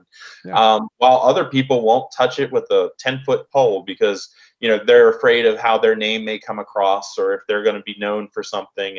And that's that introvert, extrovert, creeping in there, and whether or not you're comfortable interacting. And by putting a name to the face and a face to the name, I hope that would solve some of those issues. And it did make them better. And we saw an uptick in chat activity. But at the same time, that WFO needs to utilize it correctly. And, I've been in WFOs that did really well. And I've seen WFOs that didn't do too well with it too. Yeah. Thanks. Mm-hmm. Tony, you had a question? Yeah, you said something earlier that kind of perked my ears up a little bit. So when I get out there and about, and I'm looking forward to doing that again here as soon as we absolutely can, and get to talk with my meteorologist friends, I like to ask them about their experiences and coming up and coming in different areas, forecasting in different areas. Hardly anybody gets to pick their dream job and stay there their whole career. So they're moving town to town, up and down the dial, if you will. So you've had the opportunity to forecast in Blacksburg and in Raleigh, and those two areas are not that far apart. I know because I've driven it a lot to go back up there and watch me some Hokie football. But could kind of compare and contrast the experience there. What is easy in one place and hard in the other? Yeah, no, that's a great question, Tony, because I had the privilege of doing a little bit in Blacksburg before I moved into the general forecaster, where I did quite a bit of forecasting in the Raleigh office. And it was just interesting, the different mentalities, and a lot of that is workforce based. If you have a more, in some offices, you've had the same group of forecasters in there since the National Weather Service reorganization in 1995, give or take a couple of years, while other offices may have a lot of newer faces and maybe be a little bit more progressive and able to move forwards with some of the more modern initiatives. So it's interesting not only from how people tackle the forecasting process and how amenable to change they are, but also how much particular detail you can put into the forecast. For instance, in Blacksburg, for me, my own methodology when I worked in Blacksburg, I didn't trend too far away from the models because the models, at least the higher resolution ones, tend to do decently well when it comes to terrain impacts. This is outside of winter storms. I'm going to table that to the side because that's just a mess no matter where you are. But when it comes to the terrain effects, the models did a lot better with resolution than I ever could, either drawing my forecast in or trying to manipulate it. So a lot of that was, for me, a little bit more hands-off. I did some tweaking on which models to include, and I made some decisions based on what I saw in the patterns and knowing which models would perform better. But in Raleigh, we had a lot more time on our hands because you have an elevation change not of 5,500 feet to 35 feet like Blacksburg, but you had an elevation change of 600 in the Triad to maybe 50 in the far east. So that type of elevation change, you're not going to have the drastic weather differences. So you can have a little bit more time to try to nail down whether it's going to be 70 degrees or 71 degrees today as a high versus Blacksburg. If you're within, in my opinion, if I was within 3 or 4 degrees, especially in some of the higher terrain type areas, I was celebrating because that was a dang good forecast because, man, it was, especially in the summer convective season, it was hard to nail down specific precip and also temperature forecast out there. So it's interesting having some experience in both and which ones you focus on and you try to make the most out of. And it's not easy. And I think most broadcast meteorologists will tell you the same thing. So you've been in the Raleigh area for a little while, and you have admittedly had a bit of a geology background. Maybe the old timers there at the National Weather Service in Raleigh have shared this with you a little bit. You have a chance to experience what the sandhills down south of us and the soil temperature difference there does with some of the severe weather challenges. Yeah, so I haven't seen it too much in severe weather, or at least I haven't contributed to that, but there has been that theory flying around that I've heard. I see it a lot in temperature forecasts. All of a sudden, you're seeing these temperatures flying up in places that you're like, wow, why is my temperature curve so thrown off? Turns out, a lot of soils, right? Those soils and the type of brush, especially that are right around the sensor, can really dictate exactly how your temperatures react, how quickly, that sort of thing, and the type of moisture you're holding. And, here in Raleigh, we battle fog just about every day or every morning between August 1st and March 1st, so trying to figure, unless you have a strong cold front comes through, so trying to figure out which areas are holding the most moisture that could really give rise to that ground fog can be pretty difficult. And all of a sudden you think the sandhills are going to be a little drier, but poof, here comes some marine air that decides to add stratus to the mix. So you're having just as much low levels issues that you would if you had some moisture on the ground. So I haven't noticed it too much in the severe. We've been, knock on wood, lucky not having too much of the significant severe weather impacts like we saw in 2011 and some even the 2012, 2013 timeframe. But there's definitely, I think, some attention to pay to that, and certainly because of the way that the Appalachian Mountains are lined up, and even like you said, some of the soil concerns. There's that corridor there, and whether it's the soils or whether it's just the marine layer that starts to interact with things a little bit further toward the coast, I'm not sure which one it is, but there's something that allows another little localized tornado alley. Yeah, but thinking back to that 2017 eclipse when everybody wanted to know where to go, what's going to have the good weather in the Carolinas, your best bet is just to stay mobile because you just don't know until an hour or two beforehand because of some of the things that you mentioned. Yeah. Tammy, talk about some of the important internship programs that are available to students today, because you have a good handle on that. What should they be looking at and how do they access them? Yeah, no, that's you're stealing my pick here, Bill. So Well, yeah, sorry about that, but you can come back and still use them for sure. I'll come up with another one. So no, you can still use them as your picks because that's really important stuff.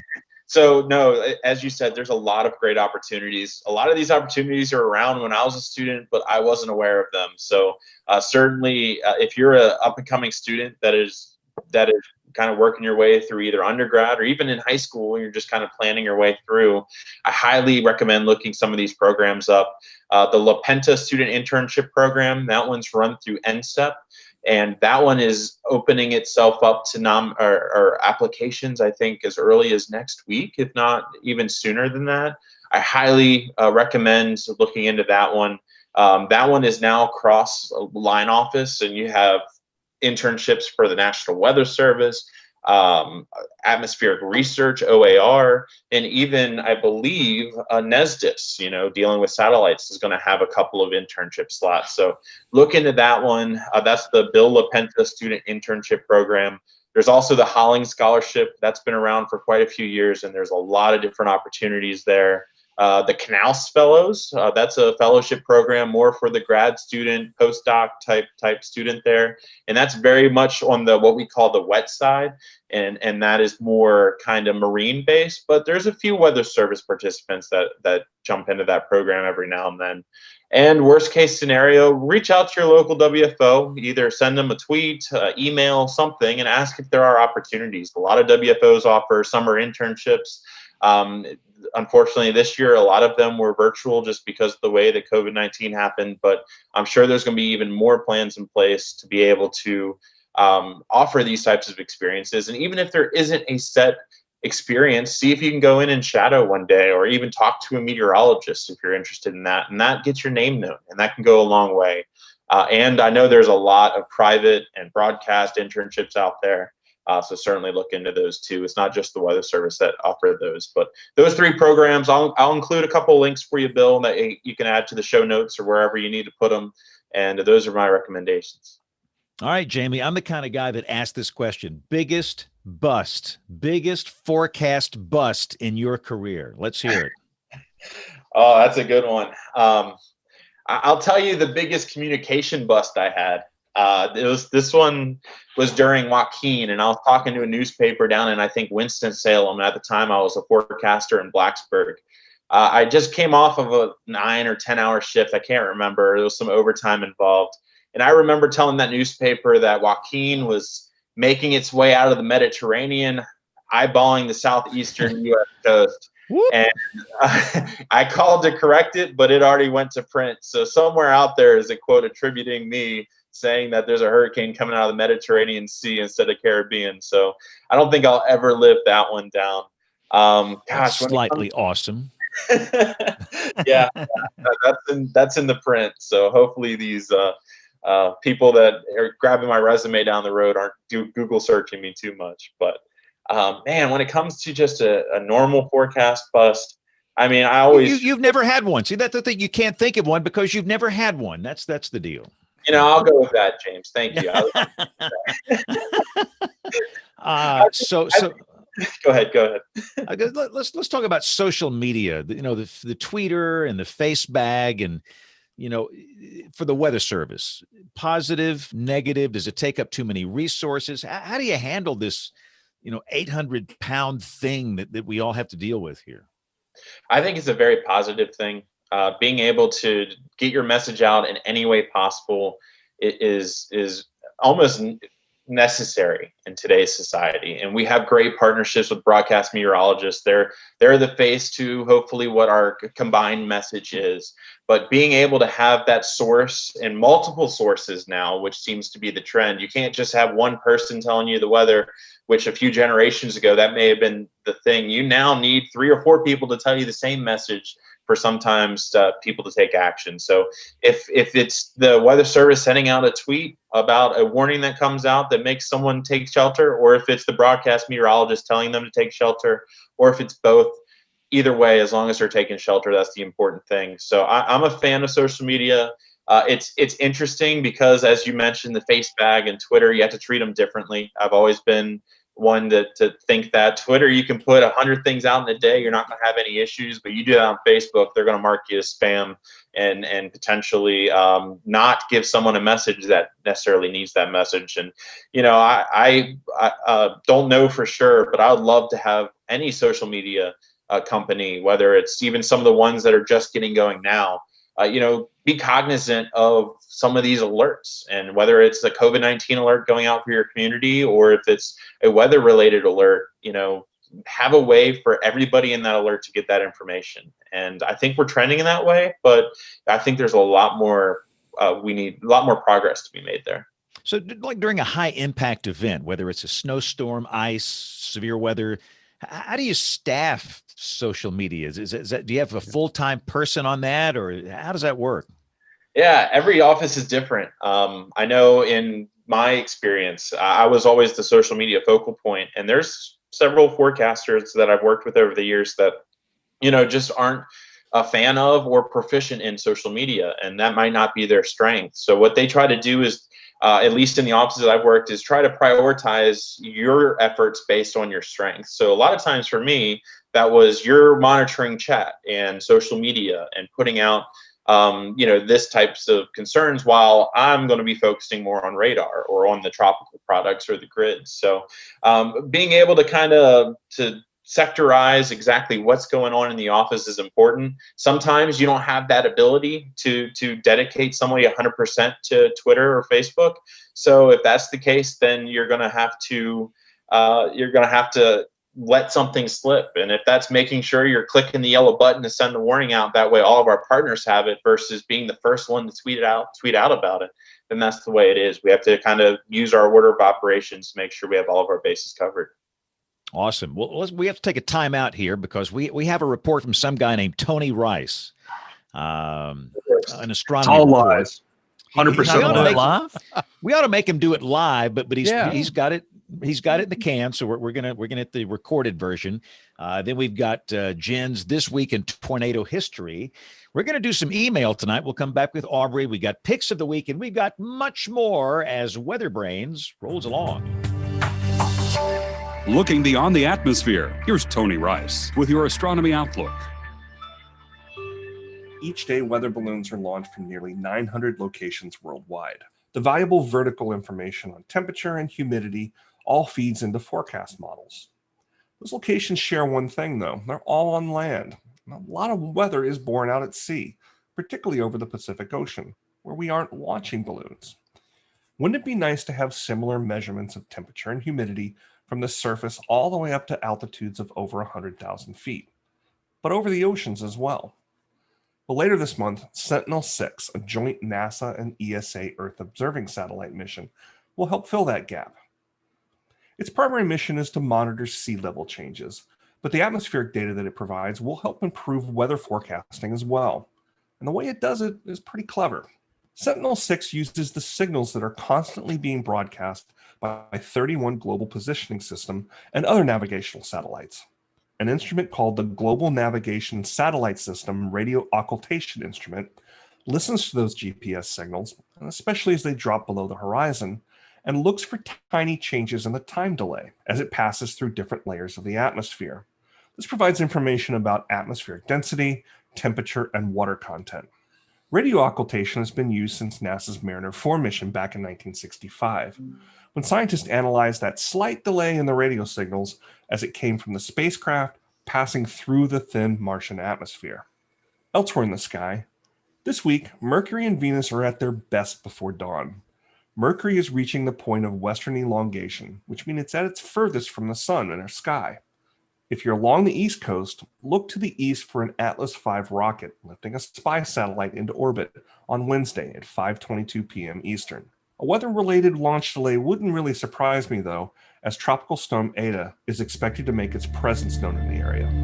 It's your Astronomy Outlook. Follow me at RTP Hokie for more spacey stuff like this. This week in tornado history, 76 tornadoes occurred during the Veterans Day weekend tornado outbreak of November 9th through the 11th of 2002. It is the second largest November outbreak on record over the eastern U.S. There was a total of 76 fatalities. Per the NOAA assessment, quote, the Veterans Day weekend tornado outbreak covered a very large area of the eastern United States and can be described as 4 distinct areas or episodes of tornadic activity. The fatalities associated with the event occurred over a 25-hour period. The first episode occurred on November 9th. The weather setup on November 10th allowed the other 3 areas of tornadic activity to develop simultaneously. The NOAA assessment states that just before 6 p.m. Central Standard Time on November 10th, there were 15 different supercell thunderstorms in progress at the same time, each one containing a well-defined mesocyclone circulation capable of producing a tornado. On November 10th, the strongest tornado of the outbreak developed in Van Wert County, Ohio. It tracked 52.8 miles. It produced F4 damage in Van Wert County, F3 damage in Paulding and Putnam counties, and then it weakened to an F0 as it traveled through parts of Defiance and Henry counties. 4 people were killed and 17 were injured. 164 homes were damaged in Van Wert County and 43 were totally destroyed. 5 businesses in Vision Industrial Park were destroyed. At the industrial park, the tornado hit the Twin Cinemas movie theater. It was about a half-mile wide at this point. Scott Schaefer, one of the managers of the cinemas, is credited for helping to save lives this day. He had 5 minutes to rush about 50 people, mostly children, who were watching the movie into the bathrooms and the hallways. Vehicles from the parking lot were thrown into the seats where the children had been sitting. All escaped with only minor injuries. We capture the details about this event and others from this major outbreak on our website, tornadotalk.com. All right, ladies and gentlemen, Aubrey is back, and that means we're going to take a dive into the email inbox. Letters. We get letters. We get stacks and stacks of letters. All right, the first one up from Steve Holmes in Iowa. Fess up now, when you heard the pollsters getting ripped for being so wrong in their election forecast, how many of you muttered, "Welcome to my world"? We had already said that a long time ago. Yeah, it's, predicting the future is hard. There's just something about it that's hard, I mean, we'll leave it at that. Yeah. All right, next one. And Bill, I will have you do a follow-up on this. Nicholas Stewart sent us a note. Nicholas is a meteorologist at KGAN in Cedar Rapids. We are still full steam ahead on recovering from the Iowa derecho, which is now the costliest thunderstorm disaster in history. My former chief, Terry Swales, is putting together a book on the derecho and thought it might be worth passing along an episode idea. So, Bill. How about November 23rd? Is that good for you, Aubrey? That sounds great. Okay, good. Is that good for everyone else? Yeah. Yeah. All right. Perfect. All right. So we're looking forward to that one. That should be a really interesting episode. So thank you, Nicholas, for sending us in that note. And then Thomas Hobson sent in, did anyone catch the St. Elmo's fire video captured by an A220 crew over Argentina recently? I'm really interested in weather-related aviation incidents. Any way to get someone from the NTSB on the show? We'll put our guest booking officer on that case too. Thomas Suffren, isn't he in TSB? We've had him before. We can have him again. I mean, there's a slew of airline disaster shows on right now. There's Mayday on, I think, the Weather Channel. And what's the other one that's on? I usually have them recorded or something like that. But there's a couple of them you can still search out. We'll work on that, though. That's always good to have aviation. Absolutely. Absolutely. So that's what I have right now. If you have an email for us or a guest suggestion, we'd love to hear it. And you can send us an email at weatherbrains.com. And if you guys see a cool link or something you want to pass on, go ahead and send it in to us, email at weatherbrains.com. Can I show my mailbag, James? Can I show my mailbag? Go. This is all the catalogs that came today. Just today. What? Is that not ridiculous? What? It would barely even fit in the mailbox. Oh it's my like 40 word. catalogs that came in one day. For what? Hotels? Dare we ask? No. Yeah. Sweaters and Southwest Indian Foundation and Stores still send Alaska out catalogs? Hard Gear, and I like this one from Northern Sun because it had a T-shirt in it that James and I could identify with it. It says, "I may be getting old, but I did get to see all the cool bands." Yeah. I thought that applied. So you're old when you get a bunch of catalogs. I mean, that's just a sign of that old must age be here. Thanks, James. So yeah, so let's do a weather roundup. So another week of Weather Brains, another tropical storm. Anybody want to decipher this? For those that are watching, I put up the ATCF OZ model set for Ada, which is a tropical storm in the southern Gulf. And That's the poster child for spaghetti model right there. Yeah. This is why the guys at the National Hurricane Center make the big bucks. So they just take right down the fairway, just straight north, about 6 days. Maybe it'll dissipate before it gets anywhere. Yeah, I mean, it's a case where obviously there's, the winds have lost their light. There's nothing to really push this thing along, and then they bring it up toward the Florida Panhandle. But you got there's some school of thought it might drift down toward Mexico, northeast toward the peninsula again, or I don't know. Jamie, what do you think? Jamie, you're an MIC. Jamie is an MIC guy here. He knows where's this thing going. Oh man, this is why you make the big bucks. I'm 6 months out of forecasting. I may just decide to sit this one out, but no. Me too. I wonder, without much support, if we're going to really see much movement at all. It looks to drift a little bit north, but I mean, there's that big trough that's trying to set up right over the middle of the country. I'm not sure if it's going to be able to go too many places before weakening with some of the shear that gets brought into it from there. But yeah, it's sucking in dry air too. It's not going to be a hurricane, I don't think. Yeah, it's 2020 though, so I'm not true. putting any predictions out there. There is a great thread on Twitter tonight between the hurricane hunters and the National Hurricane Center. I'm going to read a few. From the hurricane hunters. Why was Epsilon afraid of Zeta? Because Zeta ate a theta. And the National Hurricane responded, groan. Both y'all owe us some pie. Pie at Thanksgiving. And then National Hurricane Center responded and said, you could have done better than that, Houston. We'll be here till midnight. We got a million of them. Yeah. We're having fun with it. So, and again, obviously our breaking news, we have Theta, that is the 29th named storm. And we'll probably have what, Iota? Is that the next one? Iota. Yeah, that's it. Iota in the Caribbean. I don't give an iota. No, I hear more quips. Oh, yeah. We're all learning our Greek alphabet this year. Yes. Yeah, I think people have finally figured out that Zeta is not the last letter in the Greek alphabet now after 2 weeks of confusion.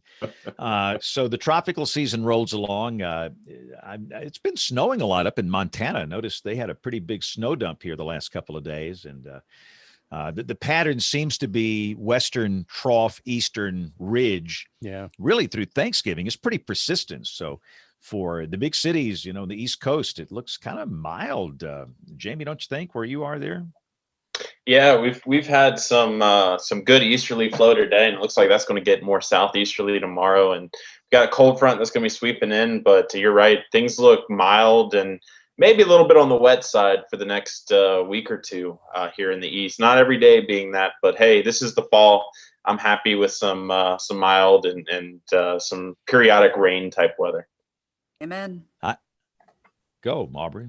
No, I was just going to say this, could this, we're in a La Nina as we head into the winter.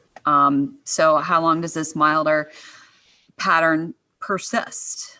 And it might be a waiting game to see it flipping too much. So I'm waiting for the day, Aubrey, that we sit here and the chicken comes home to roost and we pay for this mild weather. It may only last 18 hours, but at the same time, someone will end up paying for it. So, I can feel the storm in March brewing. In fact, exactly. I can feel numerous ones brewing in March already.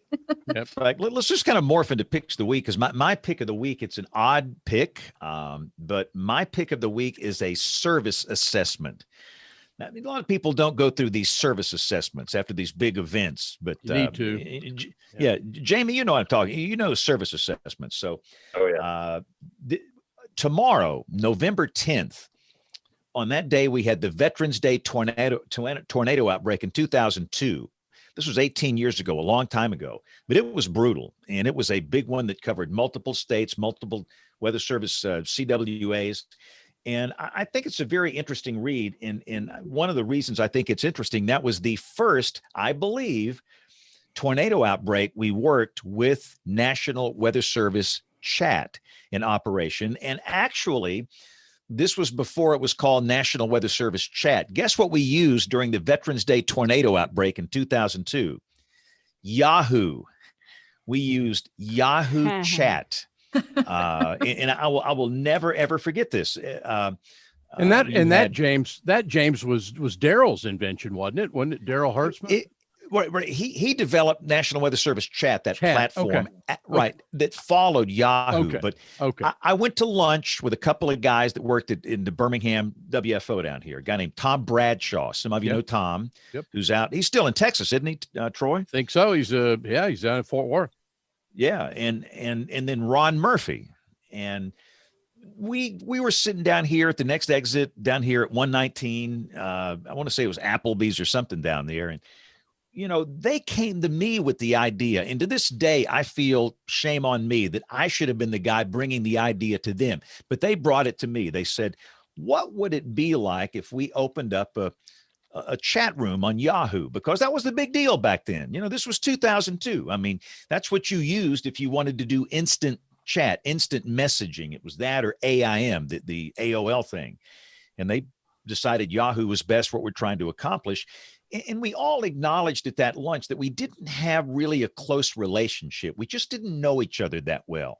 I mean, we knew each other, but we really didn't. And the emergency managers didn't know that this whole IWT concept really didn't exist back then. No. And so if you read that service assessment and you get down to the Birmingham WFO segment, you'll see us talking about the text messaging system. And that was the beginning of National Weather Service chat when it was on Yahoo. And it really worked well. That was, I want to say we had 11 deaths that night, but it could have been 100. But we were coordinated. We were in sync. Our hearts were beating together. We had a common purpose, and we were communicating very well for the first time in a long time. And to this day, we can all thank Tom Bradshaw and Ron Murphy. Yeah. Not me, with the Weather Service, for developing this idea. And that morphed into National Weather Service chat. And that, Troy, is what Daryl Hertzman developed, the platform that is in use now. And again, so anyway, that's my pick of the week. And all these links will be up on weatherbrains.com. So let's do picks of the week. And let's roll over to Jen. Jen, what you got for us this week? Mine is not tornado related, so that's a shocker. And I don't mean to get all mushy and stuff, but this is a totally not even a weather pick. But I watched this right before I sent it to you guys, and it was on Facebook of a New York City prima ballerina with Alzheimer's. And I don't know if you guys have seen this go around on Facebook, but she was listening to Swan Lake, and she's in a wheelchair, and she started doing the movements. And she has Alzheimer's. My grandmother had Alzheimer's. And so when I was watching this, it brought back, visiting her but there's a neat group that I'm discovering now called Musica para Despertar. I'm not going to say that right. Musica para Despertar, that they work on therapy from the benefits of music for the Alzheimer's patients and other dementia and the importance of that. And it is something that, this is why social media is neat. There's so much hate on social media. You cut through all that crap and you can actually find something like this that is a gem that warms your heart. It brings everything back into focus of what life is about and the importance of music, and to watch her hand movements and how everything came back. And it was just amazing. So I wanted to bring something that would warm everybody's heart. Because it certainly did that for me. I have a problem with the pick, though. Oh, old men cry very easily. I mean, old men really cry easily. And when I watch something like that, I melt down. But what I'm going to do is get some sleep tonight, and tomorrow morning I'm going to come in fresh and I'm going to watch it. Okay, after some sleep, and we'll see if I don't melt down. Okay. And you'll still cry like a baby. Yes, that's right. Yes, I will still melt down. But no, that's we need more of that. I mean, yes, we do. I saw your note that you sent, and I've not watched it yet, but I will do that tomorrow morning. So that is awesome. We need more pics like that. All right, Aubrey, what's on your mind?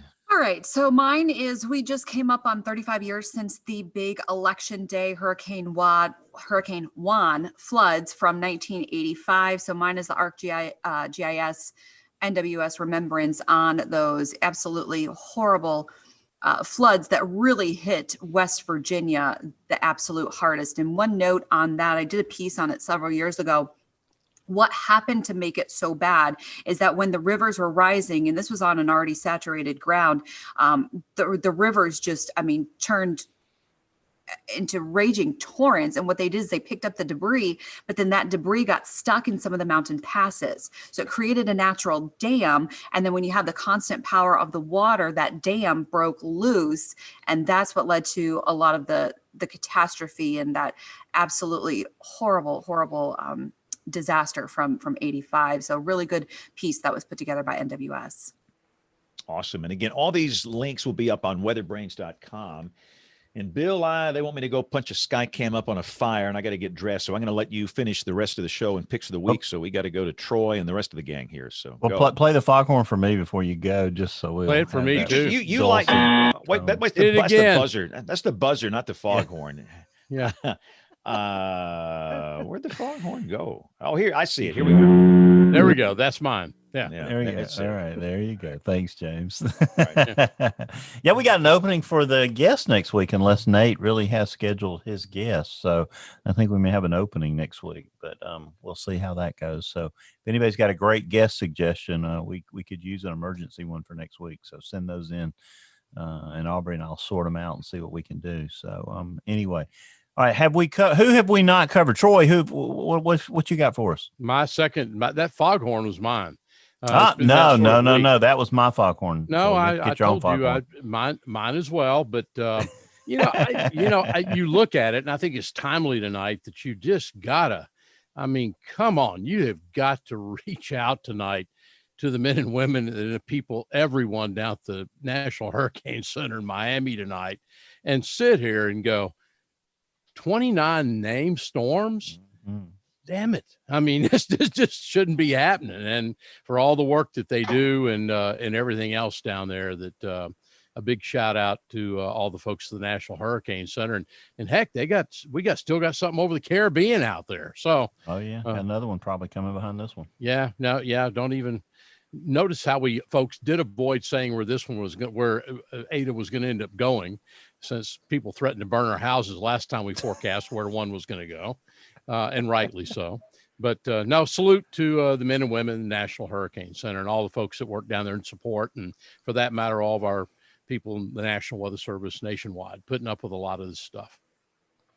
Yeah, that's for sure. Maybe we can get Ken Graham on that special show that we'll have the week of Christmas that will get recorded. We can record it in the daytime because it's hard to get him at night. So maybe. Well, I actually had the chance, Bill, this last weekend to see our friend Charlie Woodrum down here in Austin, because of course West Virginia played football somewhere other than West Virginia, so he had to go. But had the chance to talk to him and hear some of the stories about.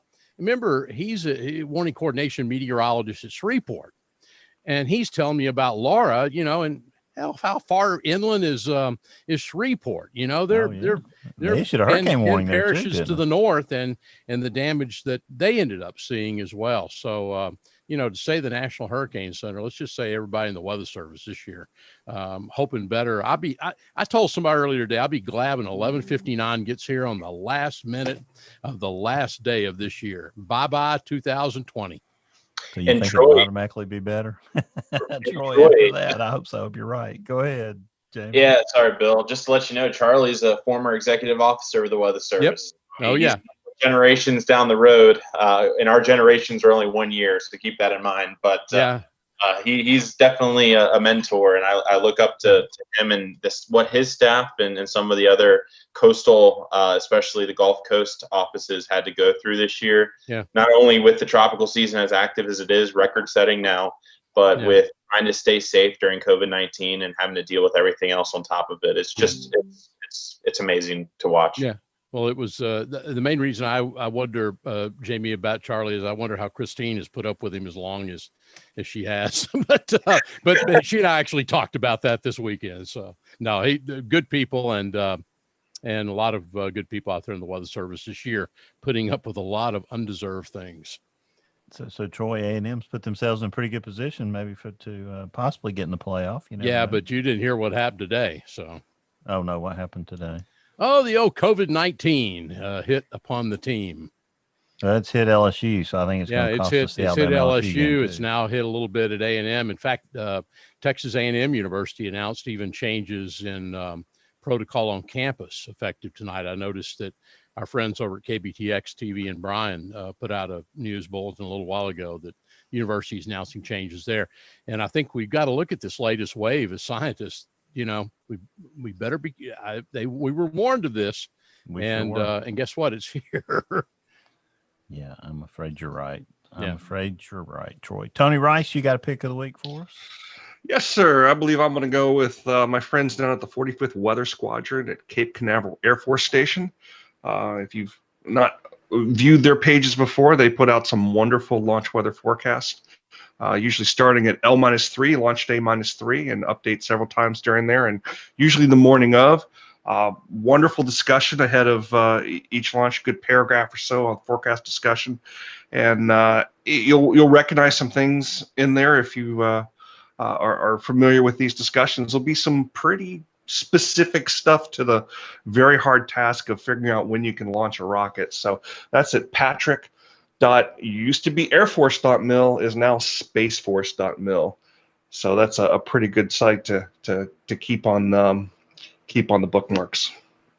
Yeah, that's awesome. Our little 6th grade class tomorrow will start their learning about weather in preparation for their balloon launch that they'll be doing. So very cool. They start that in the morning, and that training is going to be recorded tomorrow for the first time. I recorded it over the weekend, and the SpaceX launch stuff was really instrumental in sort of the introduction of that. It's really going to get them excited, Tony. So thanks for sharing that. So that's going to be a lot of fun. One other item too, while I've got the opportunity, I'll throw a little pitch out there for my weekly email. I believe Jamie mentioned it earlier, and that he was getting stuff for both Roanoke and Blacksburg. Now he's going to get 3 because I'm going to stick Silver Springs in there too, just to keep them honest. But anybody listening, if you're interested, I'm happy to add you to the list. I've got about 350 broadcast meteorologists and a couple of folks from the Weather Service in there, plus a number of students and everybody else. So more the merrier. Drop me an email. I'm at rtphokie, HOKIE, at gmail.com, or you can hit me up on the Twitter machine. I'm there as RTPHokie as well. It truly is amazing. I look forward to mine every week, Tony. So did you program it yourself, Tony? It's all written in Python, and it draws in some information from different data sources on like launches and things like that. But all the calculations about when the International Space Station is going to be coming over, and when various other cool things are going to be happening, and all the sunrise, sunset, it's all custom written Python code just for you. That's why I ask your longitude and latitude when I add you to the list. Yeah, it's truly amazing and definitely worth a read every week. Thank you, Tony. Jamie, I sort of stole your thunder earlier, but I felt like we couldn't just let that go. So I know you're going to use all those as your picks of the week. So let it rip.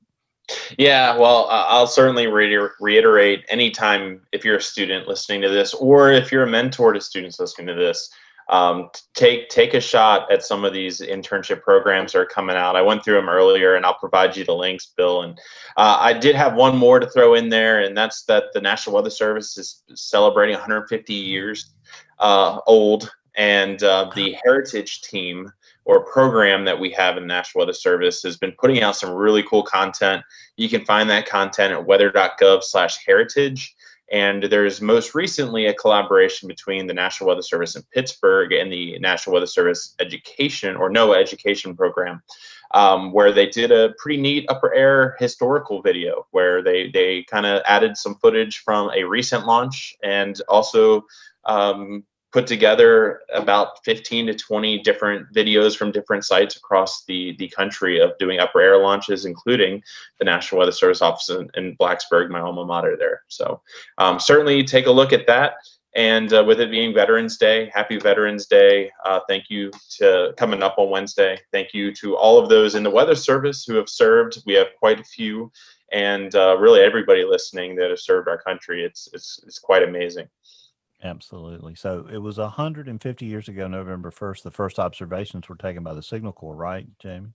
I believe so, yeah. Mm-hmm. And then on November 8th, yesterday, that was the anniversary of the first warning that was issued by the Signal Corps. I guess Increase Lapham was put in charge of that. He had petitioned his congressman. I think that's right. I may have the names wrong. But he had petitioned his congressman to